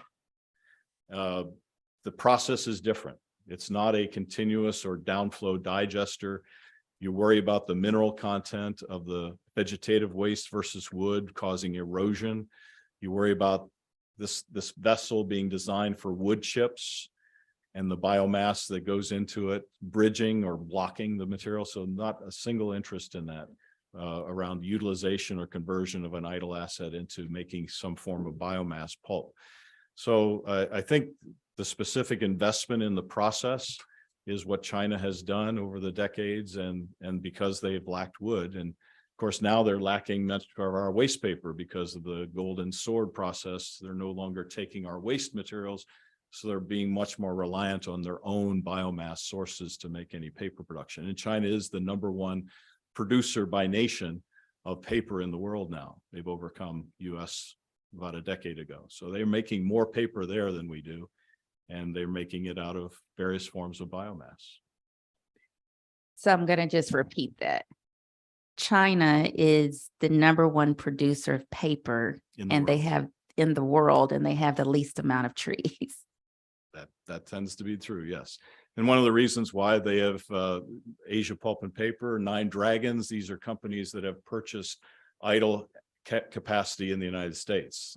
Nine Dragons has purchased about 5 idle mills, I believe it's 5, in the US, particularly in the Northeast, and converted those now into producing pulp, primarily for export back to China from wood. So another follow-up question to that is, if China or other places are using alternative fibers in the recycling industry, is the US importing recycled material like boxes? Like, do we have enough boxes here in the US, or do we need to import from other countries? Well, we get products from other countries when we buy an appliance. So when we get them from other countries. It's in a box typically made in that other country. And then once it enters into the US, the estimate right now is that 92% of all boxes are recycled at least once in the US. So we are recycling those boxes, whether they were made in the US or made overseas. So the product could be coming in, the appliance, whatever we might have bought on Amazon could have been coming from overseas in a box delivered to our door. And typically 92% of all those boxes are being recycled at least once. So there is an entry of boxes into the United States of other countries' boxes. Does that help? It does. I don't know if I'm fully answering your question. No, you did. And then we do have another question, but just out of curiosity, why was the hemp outlawed for the cigarettes, the hemp fiber? So through various legislation over the decades, and I can't specifically remember the year, but it was outlawed to no longer make products out of hemp. And it was basically a blanket across all forms of cannabis, because of the distinction could not be made necessarily by law enforcement of this is marijuana, this is hemp. So there was a strict outlawing of any use of cannabis for paper products. It's only been through the recent development of the Farm Bill, the federal Farm Bill, that some people have been experimenting with it. There's actually one producer in Massachusetts that is making what I would call a carton material. You could be used for cigarette material or boxes for Kleenex facial tissue or for a 6-pack of beer out of 100% hemp pulp. Some samples I've seen of that tends to be a little weak. So you don't want your six pack to fall out, but but there is one producer I understand that's been making a hemp carton out of 100% hemp right now in the US. Okay. Thank you. And Vice Chair Washburn? Thank you, Madam Chair. I'm intrigued by the Chinese buying the mills and then buying wood pulp Yeah. and exporting it or taking it back to China. I'm assuming they buy the wood pulp rather than being interested in buying hemp is cost and also availability of the pulp. Well, they're buying these mills and making pulp out of wood. Right. They're not making it out of hemp in the US. Right. And Nine Dragons is a family-owned business in China. They've purchased about 5 mills in the US, and they've been making pulp and exporting it. Paper Excellence is the Canadian entity owned by Asia Pulp and Paper, an Indonesian company in Jakarta. And they recently purchased Resolute, which has had the old mill in Augusta, which shut down, but the mill in Chattanooga. And Resolute has been making newsprint and tissue products in the US and Canada for years, now owned by Asia Pulp and Paper. And they, a few months ago, announced they were buying Domtar Paper Company, also a Canadian-based company with many US pulp mills. And so they're definitely buying assets in the US. And I would speculate it's because we have the raw materials, we have the wood to be able to make pulp from, whereas they are limited and they're buying up these assets. So Paper Excellence and Nine Dragons are two specific examples of Chinese entities buying up pulp and paper producers in the US. I guess my curiosity is that they're doing it with wood and not hemp. No. Is that cost, pure cost? Probably. Well, I think it's also because these older assets that are idle that they're buying, Or wood processing. Domtar is a wood process and not adaptable to any other forms of biomass. Which gets back to the huge front end cost to make Huge those changes. Capital intensity of the equipment required to build a biomass processing plant is the biggest. Okay. Thank you, Doctor. Thank you. I have another question, two more actually. The first one is, you said a lot of times we're just burning the waste, and on the phone we had a discussion about carbon dioxide emissions and also during the processing piece to all of this, there is waste just within. Can you go over both of those? Like, where are we wasting just from an environmental standpoint? And also, scientifically, what is the best way to dispose or repurpose besides burning? Oh, yes. Well, this biomass is going to be an issue for any grower, as it is for other crops as well. Certainly you can till it under, you can burn in the field. The sugarcane, for example, I know Brazil has outlawed completely the burning of sugarcane bagasse in the field. They just don't want the air pollution anymore. So they're experimenting quite a bit with energy cane, a form of sugarcane that actually has higher fuel value for making ethanol than it would necessarily for making the sugar. So they're experimenting with these kinds of crops, specifically because burning should not be happening, right? The particulate as well as the CO2 emissions of an unregulated field burn can be quite high. So tilling under is one option, although as Dr. Coulong mentioned, you often want to chip the material to get it to break down. Otherwise, these very robust stems from the cannabis can be hard to biodegrade in the soil for years. So what we believe is, if you're really going to get farmers to invest in large acreage, you need to have processing capability to use those stems for something valuable. And that processing is what I mentioned is so capital intensive. But once you've processed those stems, now you can make products. Now you can actually make paper, molded fiber, nonwovens. You could make ethanol from this material. But that's the big barrier right now is what does the farmer do with all that biomass? And that's the case for a lot of different crops. I mean, it's a question of, do I till under, do I burn, do I put it in a barn in bale form and feed it to my livestock? What do I do with all that biomass? So. We've talked about replacing these hemp fibers or alternative fibers in different packaging. Can you talk a little bit about using or repurposing this not only in recycling, but say within concrete or even, the housing industry, building costs have gone up. How can these hemp fibers potentially lower the cost in construction? Oh, yes. So it can be a filler. Hempcrete is something that is very popular in the literature and in industry, is just cutting of the stems, processing them and putting them into concrete. There's quite a bit of research. Dr. Kim Curtis at Georgia Tech has been working on various forms of concrete. If you actually break down biomass to its nanocellulosic form, it can actually add strength and replace rebar in concrete. So there's the potential of making a concrete that's strong in compression and tension and eliminating the manufacturing step, the construction step of adding rebar. I don't know if you've ever been to some of the northern climates, but I was in Montreal a few years ago, and all the bridges in Montreal have cracked concrete with rebar rusting and exposed. And it has to be rebuilt because the extreme temperatures in those northern climates require the rebar to expand and contract, and it's busting through the concrete.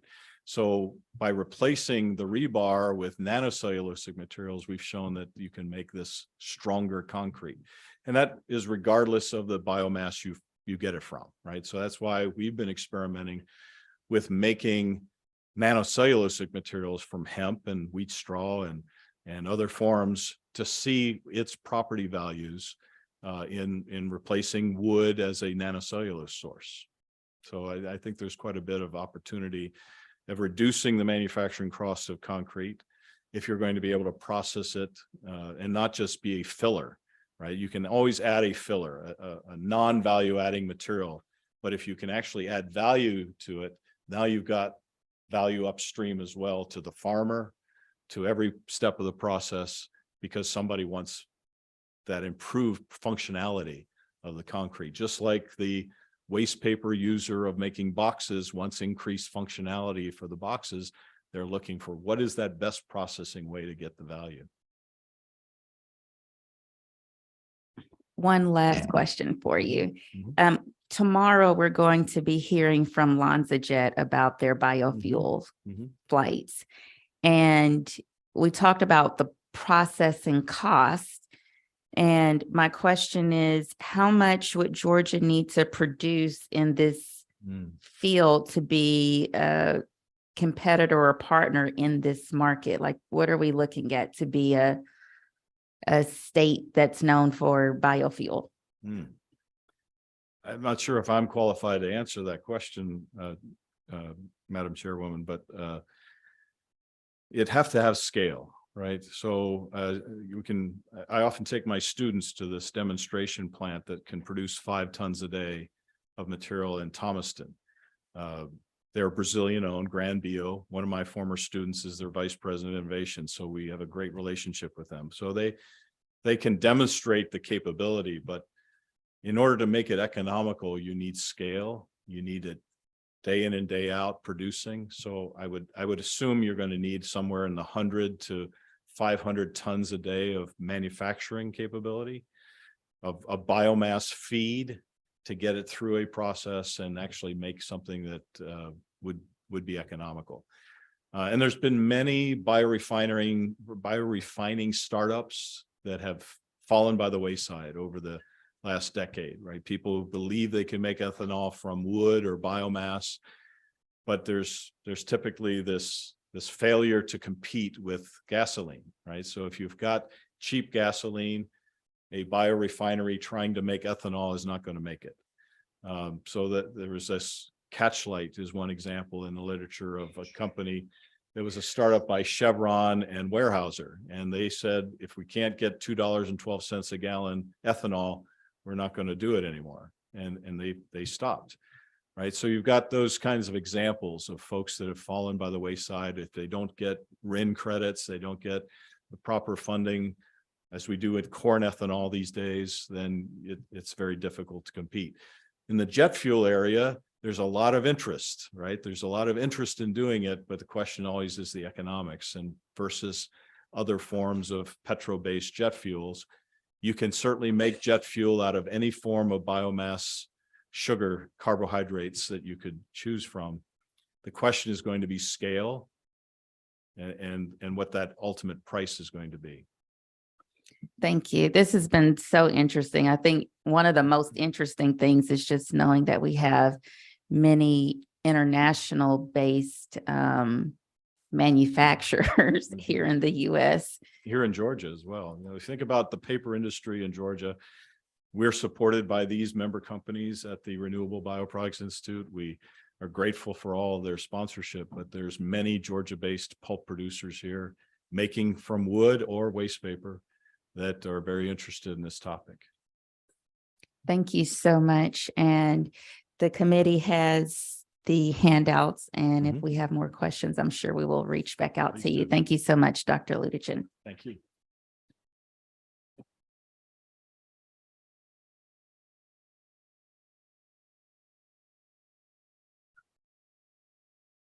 We're going to take a 5-minute break.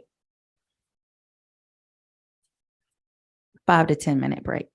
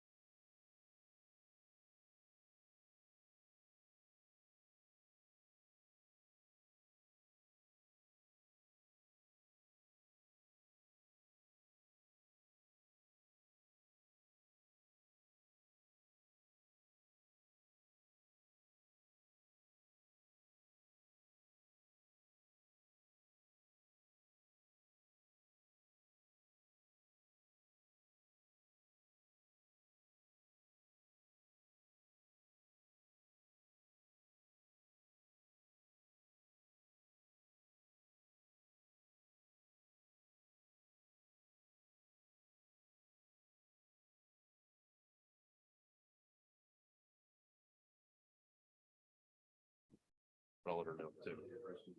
We're going to get back started.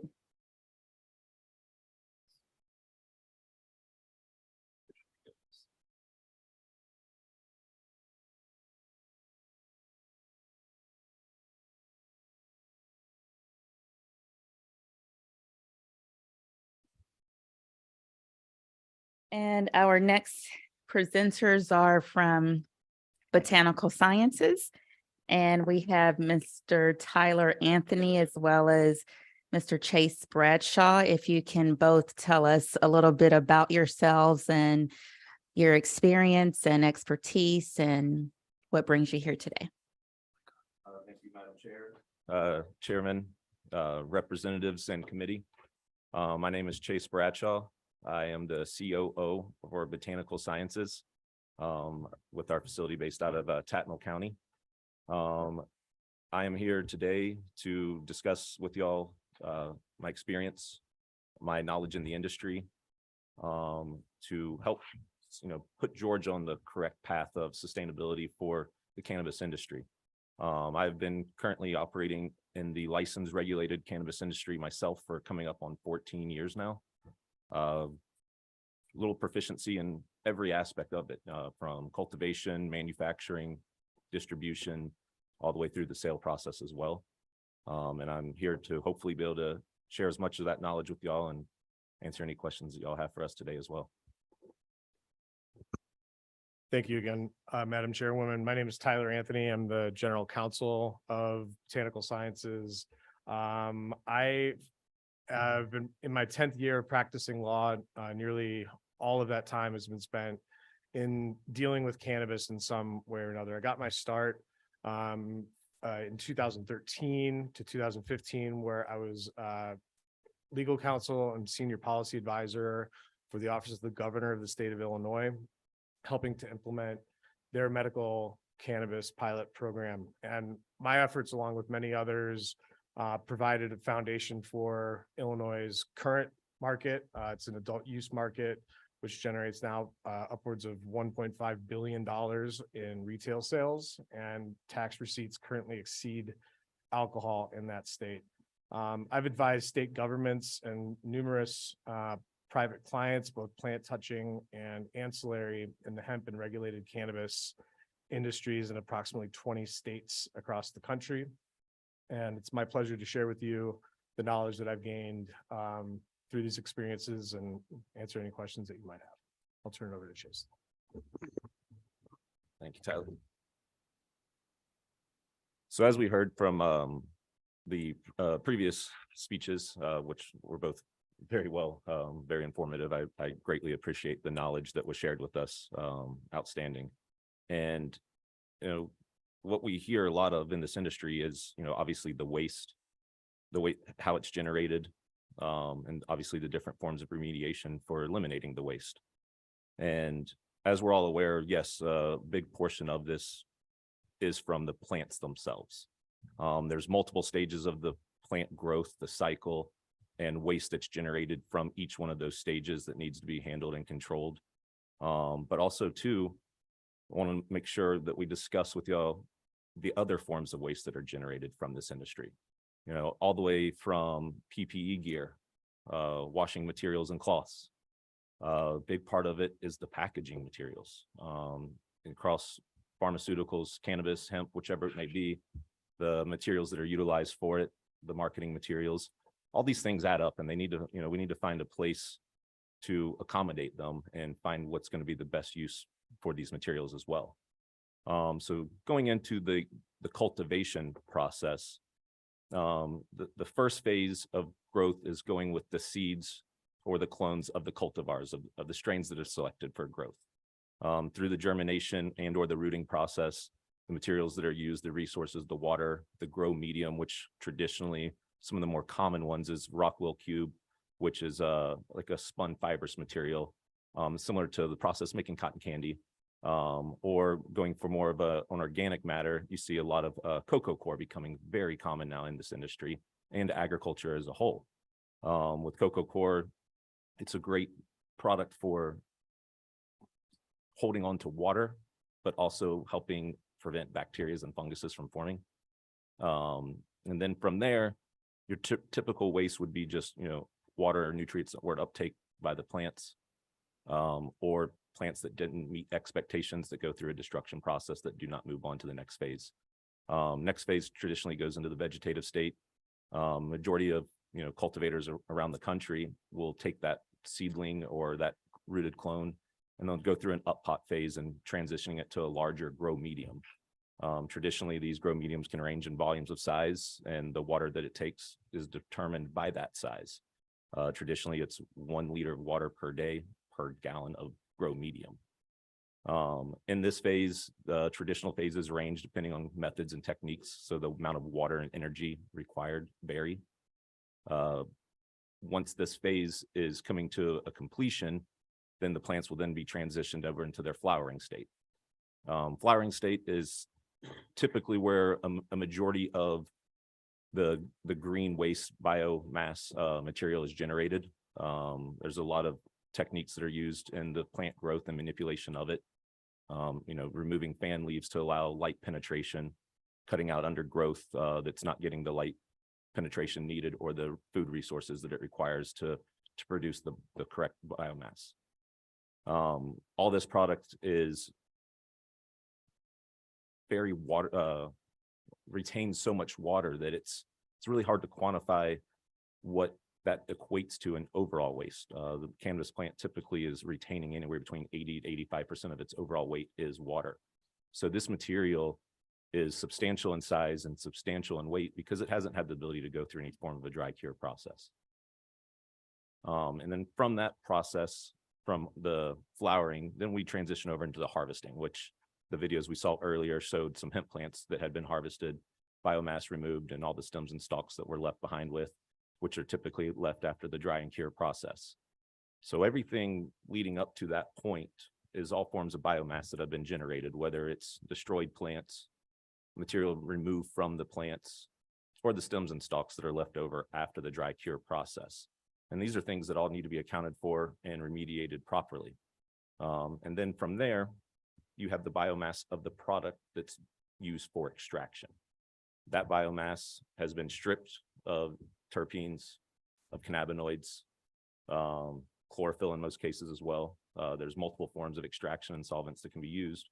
But then that biomass material, after all the medicine and the value product has been removed from it, it also too itself needs to find a way to be remediated and removed and accounted for as well. And then those numbers vary harvest to harvest and strain to strain. And then from that process, everything then gets converted into an oil. And then that oil is what we use to create the medicine for the patients. For instance, here in Georgia with the topicals, the tinctures, the capsules, and then all of the packaging nuances that come along with that.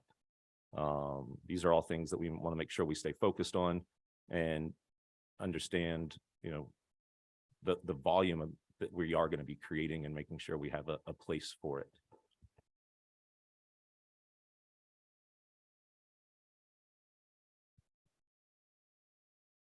So from these forms of waste, looking at each one of them, so we have plant waste. We know that there's multiple options available to us to remediate, but which one is the best? There is no correct answer to that question. Most common practices that we see currently across the country is mulching, mixing with soils, sands, different grow mediums.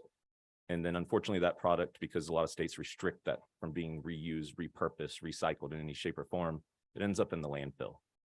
This is not only wasteful in the product that has value and can be repurposed, but it's also wasteful in other resources too, fuel costs, trucking, whatever it takes to get the product to the landfills and continue the growth and size of them. As discussed in some of the videos we saw earlier today too, incineration is always a viable option. Not necessarily the best option, but it's always something to consider. CO2 emissions are definitely, I know, a concern for that. And then also too, composting. The materials that we create are so nutrient rich and have so much additional value. Composting can always be another option as well, with Georgia being such a large ag state, giving us the ability to use it for good. whether it be for converting it to food and fertilizers, plant food, animal, the options are endless. But finding the right path that everybody can agree on, but then it's also not best for us, but best for our future. And I think that's where we need to all collectively as a group, make the correct choice moving forward.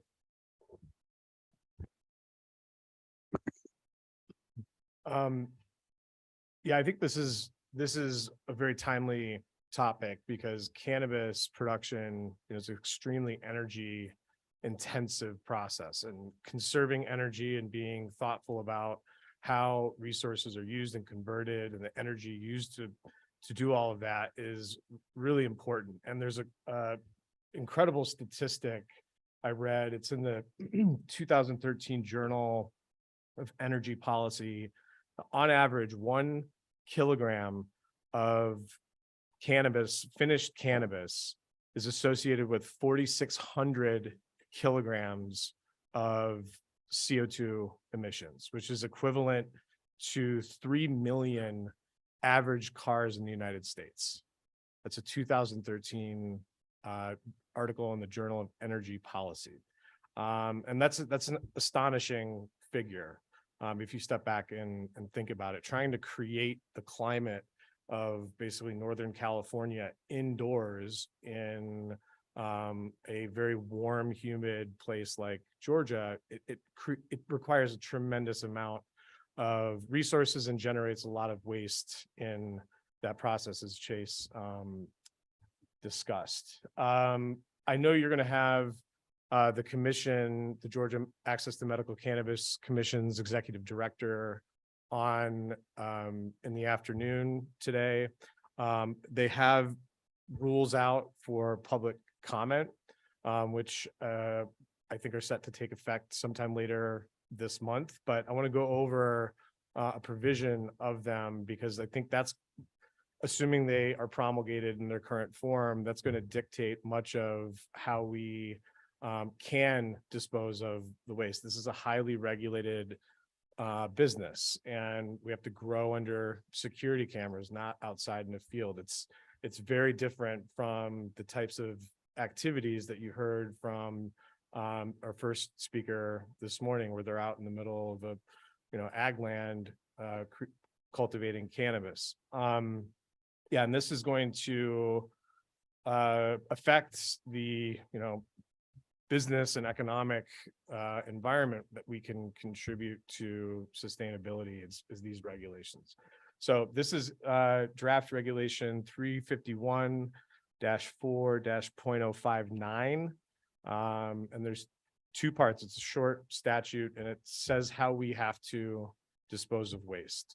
And I want to be clear that I'm not criticizing these rules. I'm just giving you sort of my analysis of the practical impact that it's going to have in terms of what we can do with our waste moving forward.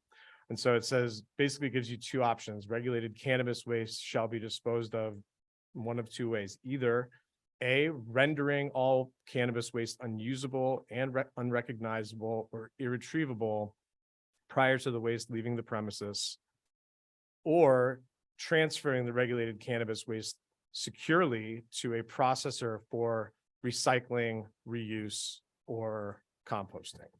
From a compliance perspective, this is a perfectly sensible and easy to comply with regulation, but from a sustainability perspective, it has some consequences. So essentially, the way that this can be read, one way is that it has to leave the premises, meaning we have to put it on a truck of some sort, either securely in unrendered form, or we have to render it first, making it heavier and therefore more expensive to haul away. And we have to transport it securely, which again will add to the costs associated with that. I think a lot of states allow for on-site disposal, so you can compost it on your premises. That is an option. I'm not sure if any states allow for incineration. That was mentioned in the application that we responded to. But I'm not sure. Definitely, it's a minority of states permit it, if any do so at all. But getting back to the draft rule, from our perspective, option A is going to be the easiest to comply with. Rendering it, usually by grinding it and mixing it with some other material like soil or sand, sometimes cardboard. That's going to be the easiest process. And then we just pay the municipal waste hauler to take it to a landfill. That's going to be the easiest and the cheapest. It's going to have to cover the least amount of distance. Also contributing to the difficulties is that, in the HOPE Act, it prioritized businesses who plan to locate in tier 1 and tier 2 counties. And these are mostly rural places. And in terms of plant recyclers, I did a Google search and it was difficult to find one that was within 60 miles of our facility. So hauling, if we don't render the waste, hauling it over, an hour away on a secure truck is going to be very, very costly. There's landfills that are closer by that'll be likely cheaper to transport the waste to, because it's, government entity providing that service to us in some instances. And sort of zooming out a little bit more, because we heard a lot about hemp this morning. It's the same plant, but in a much, much different regulatory framework. It's just a different phenotype of the plant, one with a higher THC content, and hemp obviously has lower. It's the difference between, a Chihuahua and a Great Dane. They're both dogs, but they obviously look really, really different. So cannabis that is cultivated under a state issued license is still in violation of federal law and the Controlled Substances Act. That's a reality. If you've been in the industry any amount of time, that is just a constant. And so now that we have the Farm Bill, plants that are produced under the Farm Bill scheme does not violate federal law. And so how the waste streams generated from each of those operations is very, very different, even though it's the same sort of plant. Also, this is more of a economic consequence, but Georgia state law authorizes six production licenses: 2 class 1, which can produce 100,000 square feet of canopy, and then 4 class 2s, which can each produce 50,000 square feet of canopy. So you have in total 400,000 square feet maximum of canopy that can be produced in the state of Georgia. The same is not true for hemp. And there's reports that you can look up on the USDA of what the aggregate canopy, or it's acreage, it's measured in acres. I think it was 77 acres cultivated. It's broken out by what it's cultivated for. It was tough to kind of add it all up, but the amount of biomass, just pure raw biomass, that's produced in the state of Georgia from hemp, it dwarfs what is going to be produced by all of the production licensees put together. And especially when we heard the last speaker talk about converting this into biofuels and things like that, scale is really the issue. And given the amount of waste that we could produce just as all licensees put together, it's, I think he said 500 tons a day in order to sort of reach an economy of scale necessary to support that sort of thing. And we're putting out 100 or 4,000 pounds a month, so 2 tons a month.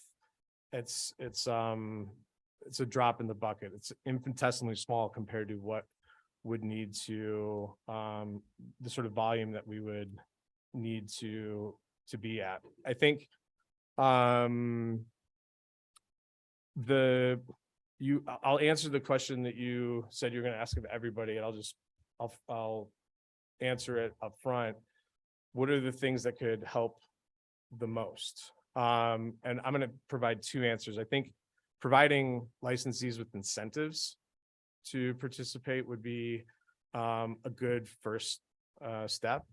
The HOPE Act exempts production licensees from, I think, almost 30 different tax credits that businesses throughout the state of Georgia would otherwise be entitled to, one of which is, research, right? And we heard Dr. Coulong talk about research for certain trials has dried up. The funds to keep that research ongoing has dried up. So providing us with an economic incentive to, participate in that research, I think would be one way among many that would help. I also think there's another provision of the HOPE Act. This is 1612-231, where it's got immunity provisions. So making sure that licensees won't be subject to prosecution under state law. There's a host of other people who enjoy immunity. Who's not on there are sort of subcontractors of the production licensees. So waste haulers, people like that, they need to have protections as well. If we were to produce or transfer to a cellulose packaging manufacturer, they're going to say, well, this violates federal law. Why would we touch this with the 10-foot pole? If they're a publicly traded company or very, very large, it's just not worth the risk for them. And so obviously you can't immunize them, from prosecution under federal law by a state statute, but I think providing them with some protections would help kind of ease their potential anxiety, because people just get very anxious in violating federal law. So understandably. So with that, I'll turn it over for questions. Are there any questions from the committee? Chairman Corbett? I'm sorry. Yes, thank you, Madam Chair. Couple questions, if I may. Now, give me the number again on how many cars the CO2 emissions is it 1 kilo? 1 kilogram of finished flour, right? is like 4,600 kilograms of CO2 emissions, which is like 3 million average US cars in a year. Wow. Yeah. Okay, the other question I got, I guess, is 8 medical conditions that qualify to be as being able to get be put on a register to be able to get the medical cannabis. And I know I've got in touch with somebody that works with your company that gave me his name and number, but how do we get out there to the doctors and people that need to know this information, that, hey, I've got somebody that meets one of these conditions, how they can get in contact with you to be able to get it? Because right now, I mean, in the past, they've had to get it illegally. They've had to go and bring it across state lines. And that is, they're breaking federal law when they do that. Yeah, we're in the process of rolling out our physician outreach program, where we're going to be providing information to physicians on what conditions qualify, providing them with material collateral to provide to their patients. Since we can't advertise directly to registered patients, it has to be provided by a physician. We're in the process of rolling that out, and I'm happy to get in touch with your office to update you on it. And the reason I bring it up, I had just a couple months ago, had a guy come to with PTSD, and anyway, and then I talked to a physician, and he didn't realize that we had the access in Georgia at the time. So thank you.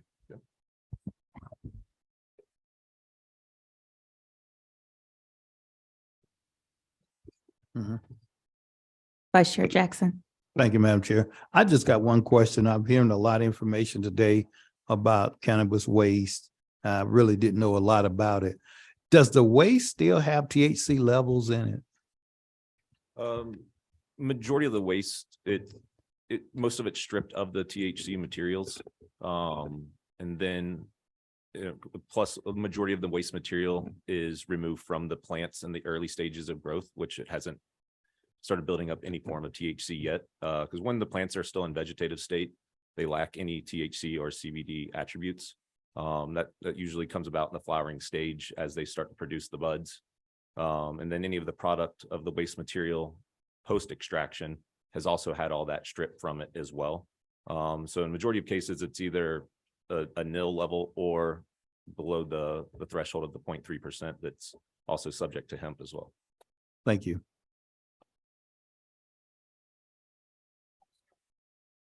Vice Chair Washburn. Thank you, Madam Chair, and thank you, Vice Chairman, for that question. I was curious about that as well. How many under our current situation, how many plants or licensees are operating and making the medicine now? Currently, there's 2 licenses that are actually signed.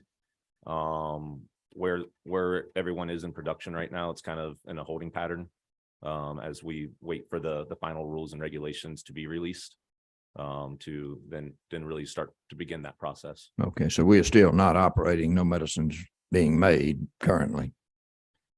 So does the bill that we passed authorizing that, did it not describe what is to be done with the waste?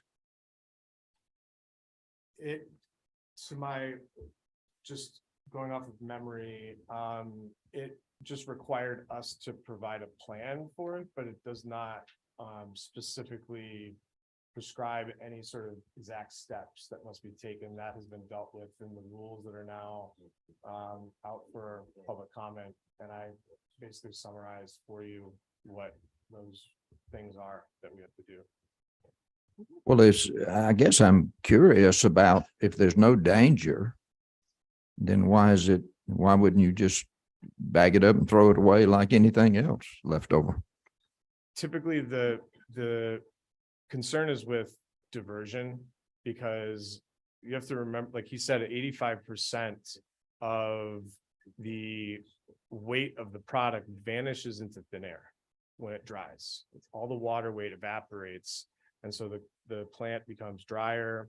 And so tracking waste is important to make sure that, you know, all of the cannabis that is produced goes into products. And oftentimes waste can be a way that more unscrupulous operators can, you know, fudge things a little bit and actually take stuff out of the facility. So that's why waste is tracked so meticulously, or typically in other states. Thank you, Madam Chair. Chairman Powell. Thank you, Madam Chairman. And I apologize that I was making phone calls just a minute ago when folks about to have a fit. I'm a little bit familiar with y'all's issues. For the last 3 years, I've been dealing with it. Y'all are one of the 2 that have already been granted a license. Y'all were the class 1. Correct. What was the other one? It's down in where? Truly, I don't recall their exact. Was that True Leaf? Yeah, the other class 1. I'm gonna make more of a statement before I get into some questions for the benefit of the committee, because I didn't realize that the cannabis waste was gonna get into the medical marijuana issue. We've had 2, there were 6 authorized licensees. 4 with the class 2, 2 with the class 1. Class 1 with the big ones, class 2 with the smaller ones. That was the 50,000 square feet. Y'all are the 100,000 square feet. If to the members, y'all may remember, I had warned folks during the session of what was going to happen with litigation. The Cannabis Commission was absolutely the biggest cluster that could have been. The way they operated, the way they handled things, they were in the dark. There was no transparency. The bidding process, the applications that were put forth was, you know, I still go back to some of the hearings that we had, was I'd never seen anything quite like it. There were litigation that was filed. Judges did order a stay. On the class twos, the class ones got out from under that. They had been issued before the judges could actually order a stay on their operations and the issuance. So we've got two of the operators that have been in the class, and they just so happen to be the class ones that they're going on with the production and the getting their plants and all of that ready. So we've got a situation that I don't think that the courts are going to hear these other cases until well on into the session or later on the others. So what we've got two that were licensed, which is going to probably produce more litigation if we don't clean this up during the legislative session this year. Would y'all presume that those comments to be pretty true and accurate?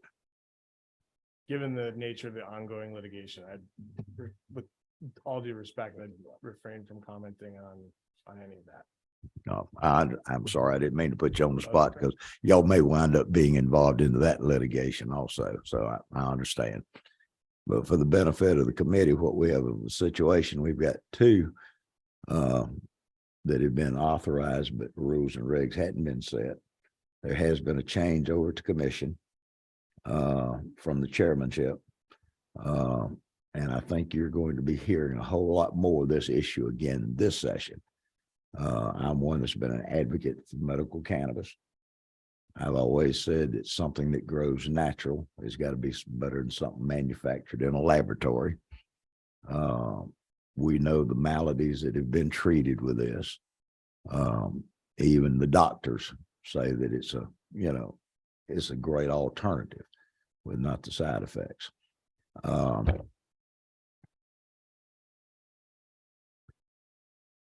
I would be hesitant if I didn't say this because of the actions of the original legislation 3 years ago. It was doomed for failure at that time. One was a number. Last year, when the Regulated Industry Committee worked this bill over, and Chairman Washburn was a part of that. One of the things that we got into the weeds on, and that was trying to fix the system. We raised the numbers to try to those who had actually appealed last year. Well, it didn't, as we all know, it didn't pass out. One of the problems that we're going to have in Georgia is that we had initially had license for 6 locations. Well, if you look across the country, wherever the medical cannabis is legalized, not recreational, but medical cannabis, on a population scale, Georgia would probably have been qualified for 20 locations to grow. Florida's got 40, twice the population. Now, I don't necessarily think 20 might be the magic number, but it's going to probably wind up having to be more than the 6, basically from the standpoint that to put these commissaries or the dispensers up to get it within a certain travel range within the state for everybody. Georgia's an immense state geographically. And that's just a footnote to the committee. I want to thank the folks from Glenville. I mean, this was actually one of the quality applicants that a lot of us were in support of, even though when the executive director shows up today, if he answers any question, it's going to surprise me because he hid behind a cloak of secrecy that they can't say anything, which is probably one of the reasons you've got so much issues last year on this cannabis commission under that cloak of secrecy, that they wouldn't even testify in front of a standing House committee what in the hell they were doing. I will say that as a caveat because that guy's going to be here after lunch today. Thank you, Madam Chairman.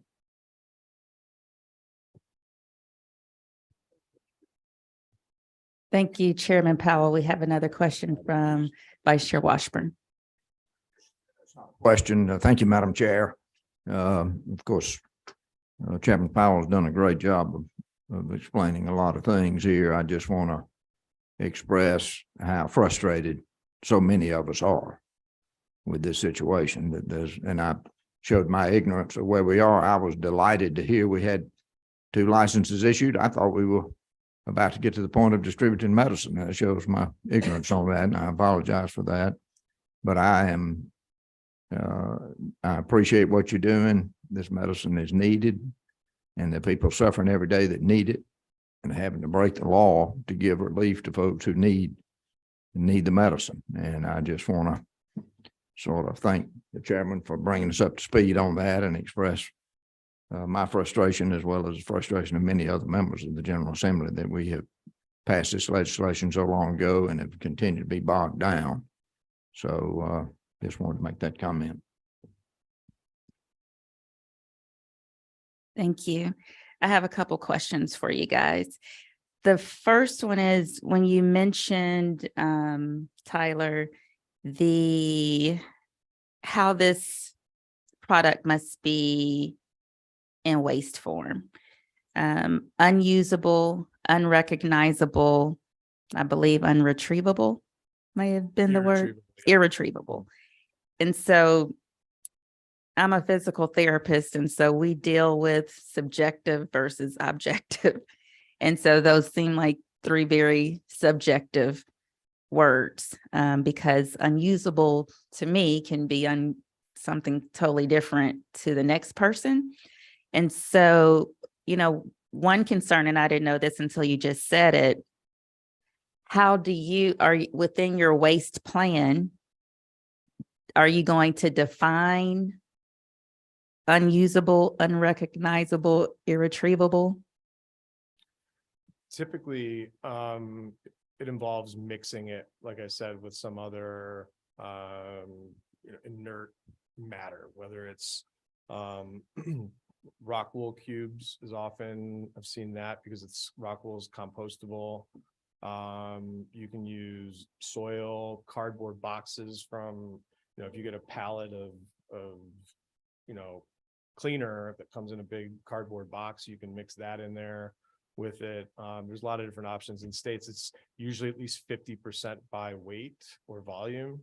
And you put it through a pretty hefty industrial shredder, since cannabis is a really sturdy plant. You were saying that, yeah, it can snap steel blades through, even industrial strength shredders. So you mix it together, and then you have to do something with it. So at that point, it stops becoming cannabis, and it's just a waste product that you can dispose of it appropriately. Whether if it's organic materials you're mixing with, like rock wool, you can compost it. If it's with plastics, you obviously can't compost plastic, at least most typical plastic. So you would put that in the landfill, and what you mix it with determines where it goes.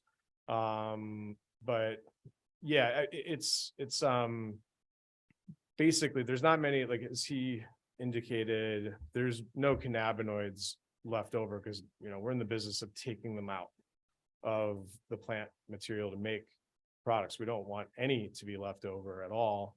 And so it's really just to the point where you'd have to be insane to try to retrieve that and smoke it in some way. Like, it's not going to be the greatest idea to do. So it is a squishy standard, but it more or less tracks with other states in the way that they require people to render and dispose of waste. Okay, and a follow-up question. This is really a follow-up to what Vice Chair Washburn was saying. Since the product has no cannabinoids in it, and I understand why you're tracking the waste because of the weight from initial to end. So my question is, the second piece to that, you said it can be unusable, irretrievable, etc., or you can put it on a truck and take it to be recycled. And so once it goes on the truck, when you mentioned potentially like a waste management company, I would think that the waste management companies are maybe all regulated by local ordinances. And so does that mean out of all the different cities and counties in the state that the waste management is it's going to be that many rules and regulations to transport it because it's not statewide waste management regulations. So if I understand your question, and forgive me if I don't, the rules are silent on, you know, who these processors have to be. It doesn't necessarily have to be a waste management company. It just says you have to securely transport it to a processor for recycling, reuse, or composting. But it's, yeah. Okay, and so if you have to transfer it to a processor, then we don't have any I'm asking, do we not have any processors? Because the processors are who we talked about earlier, where it takes $20 to $30 million to be a processor, or that's different? Well, in order to make some sort of, you know, use that to turn it into biofuel, I think that was the context in which, yeah, biofuel, it would require that much. And it's unclear because, you know, they're built for, I think, tree cellulose and I think cotton cellulose. It's not clear how cannabis would fit within their machinery, but it doesn't necessarily, it could be composted. So if there's a company that composts things, it's really indeterminate in terms of what has to be done with it moving forward. It just has to be securely transported for processing and for those purposes. That's what it says. Okay, and two more questions for you. The first one out of the two is, you talked about the Farm Bill and also the HOPE Act and your ability, or there is this cautiousness of dealing with the plant because of the federal regulations. And one of the things that might be helpful when we're going forward is to give some protections to these secondary end users. Does not the Farm Bill potentially already protect them? Well, this would be, you know, we're talking about contractors of our company who would be taking plant matter grown under a state only licensing scheme, whereas the Farm Bill is sort of federal and then the states implement it one by one. But the medical cannabis, where we're allowed to grow under state law plants that exceed the 0.3% threshold, that's, I would argue, is treated separately from waste generated from a Farm Bill scheme, a type of farm that's, you know, licensed under the Farm Bill and the auspices of that scheme. Does that make sense? Yes, that's all my questions. Any other questions from the committee?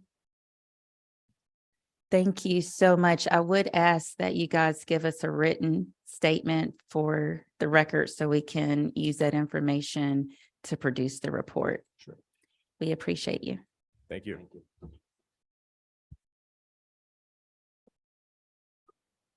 Next, we have the Georgia Environmental Protection Division, Mr. John Eunice, as well as Lena Chambliss.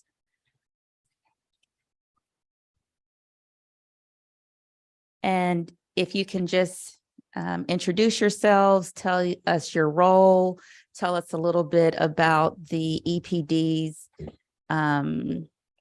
position within this space.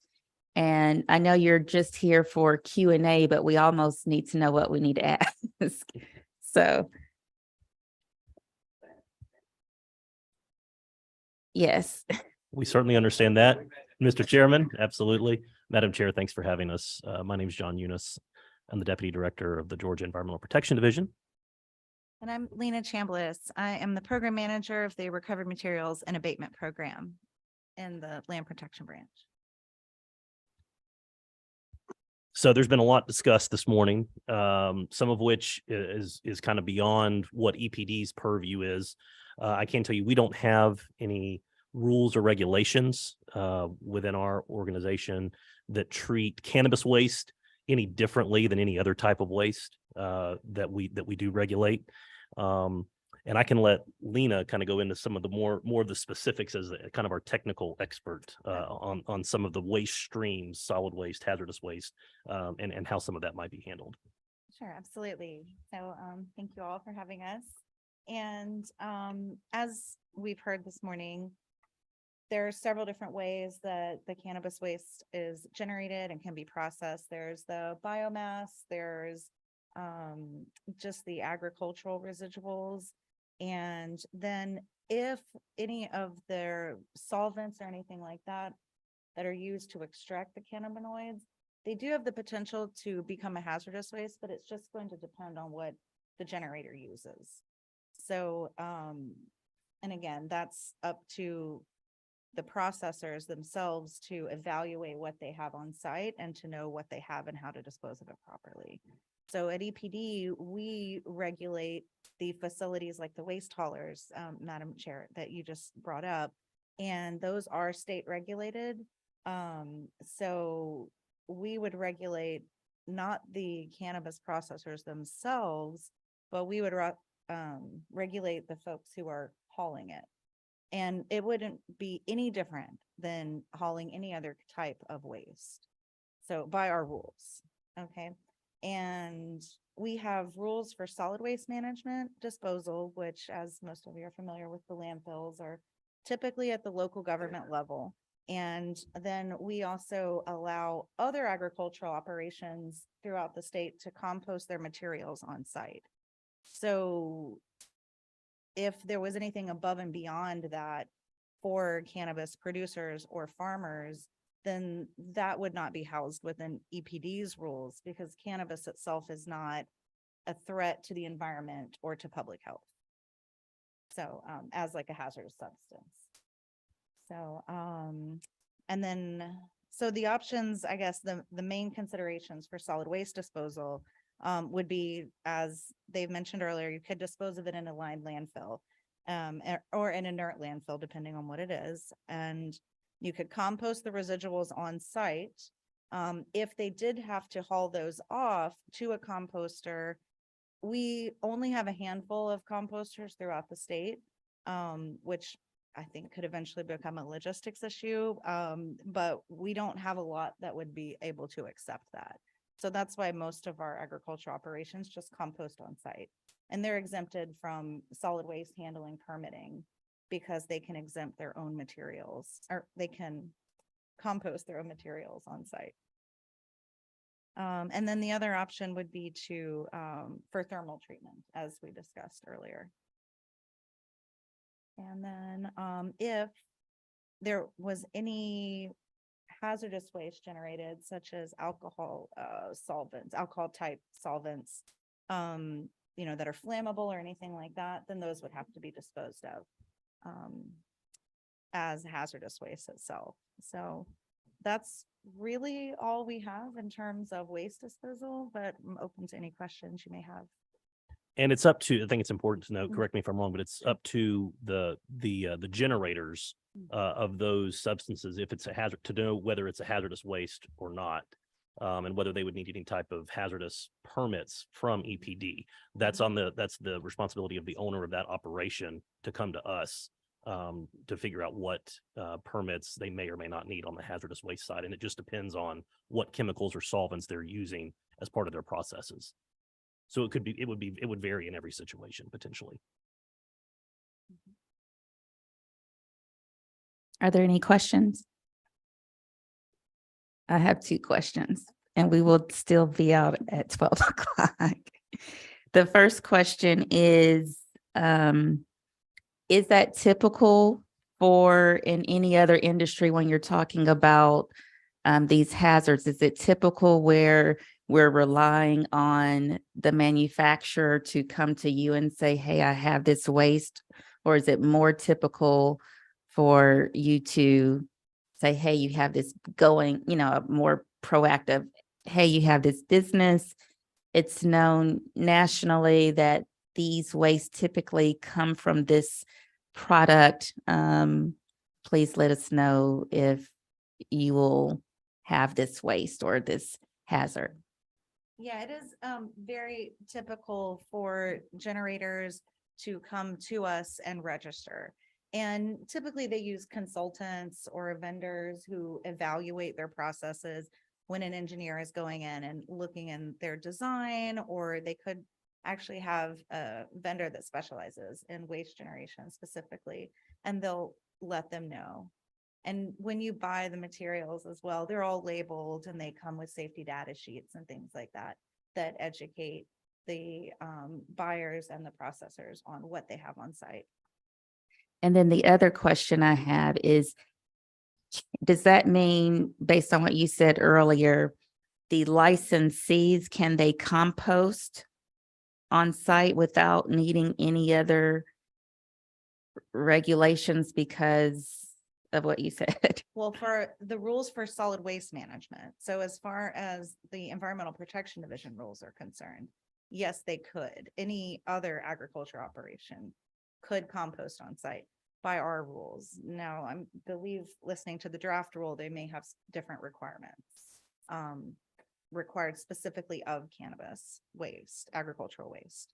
Okay. But by our rules for solid waste management and composting, it would be what we call a category A feedstock, which is basically just leaf and limb, and would be exempt from solid waste handling permits. One thing I also noticed that the last presenters seemed to be getting questions about was any of this potential waste being used in illicit activities. In the event there was any effort to put out rules or regs on that front, it would probably be better to look at that more from a law enforcement or maybe a Department of Public Health angle, as opposed to the purely environmental protection angle that our agency is tasked with looking at. Thank you for mentioning that. And I would like the committee to just know that the sheriffs and the police chiefs, most likely, I think they're live streaming because of what you just said. Well, I think that is all the questions. We really do appreciate you coming down. And I think that you were a good rounding out of this morning session, even though we did not have that many questions, but it was important to understand those dynamics. And we appreciate you very much. Thank you, Madam Chair. This ends the morning session, and we will recess until 1 p.m.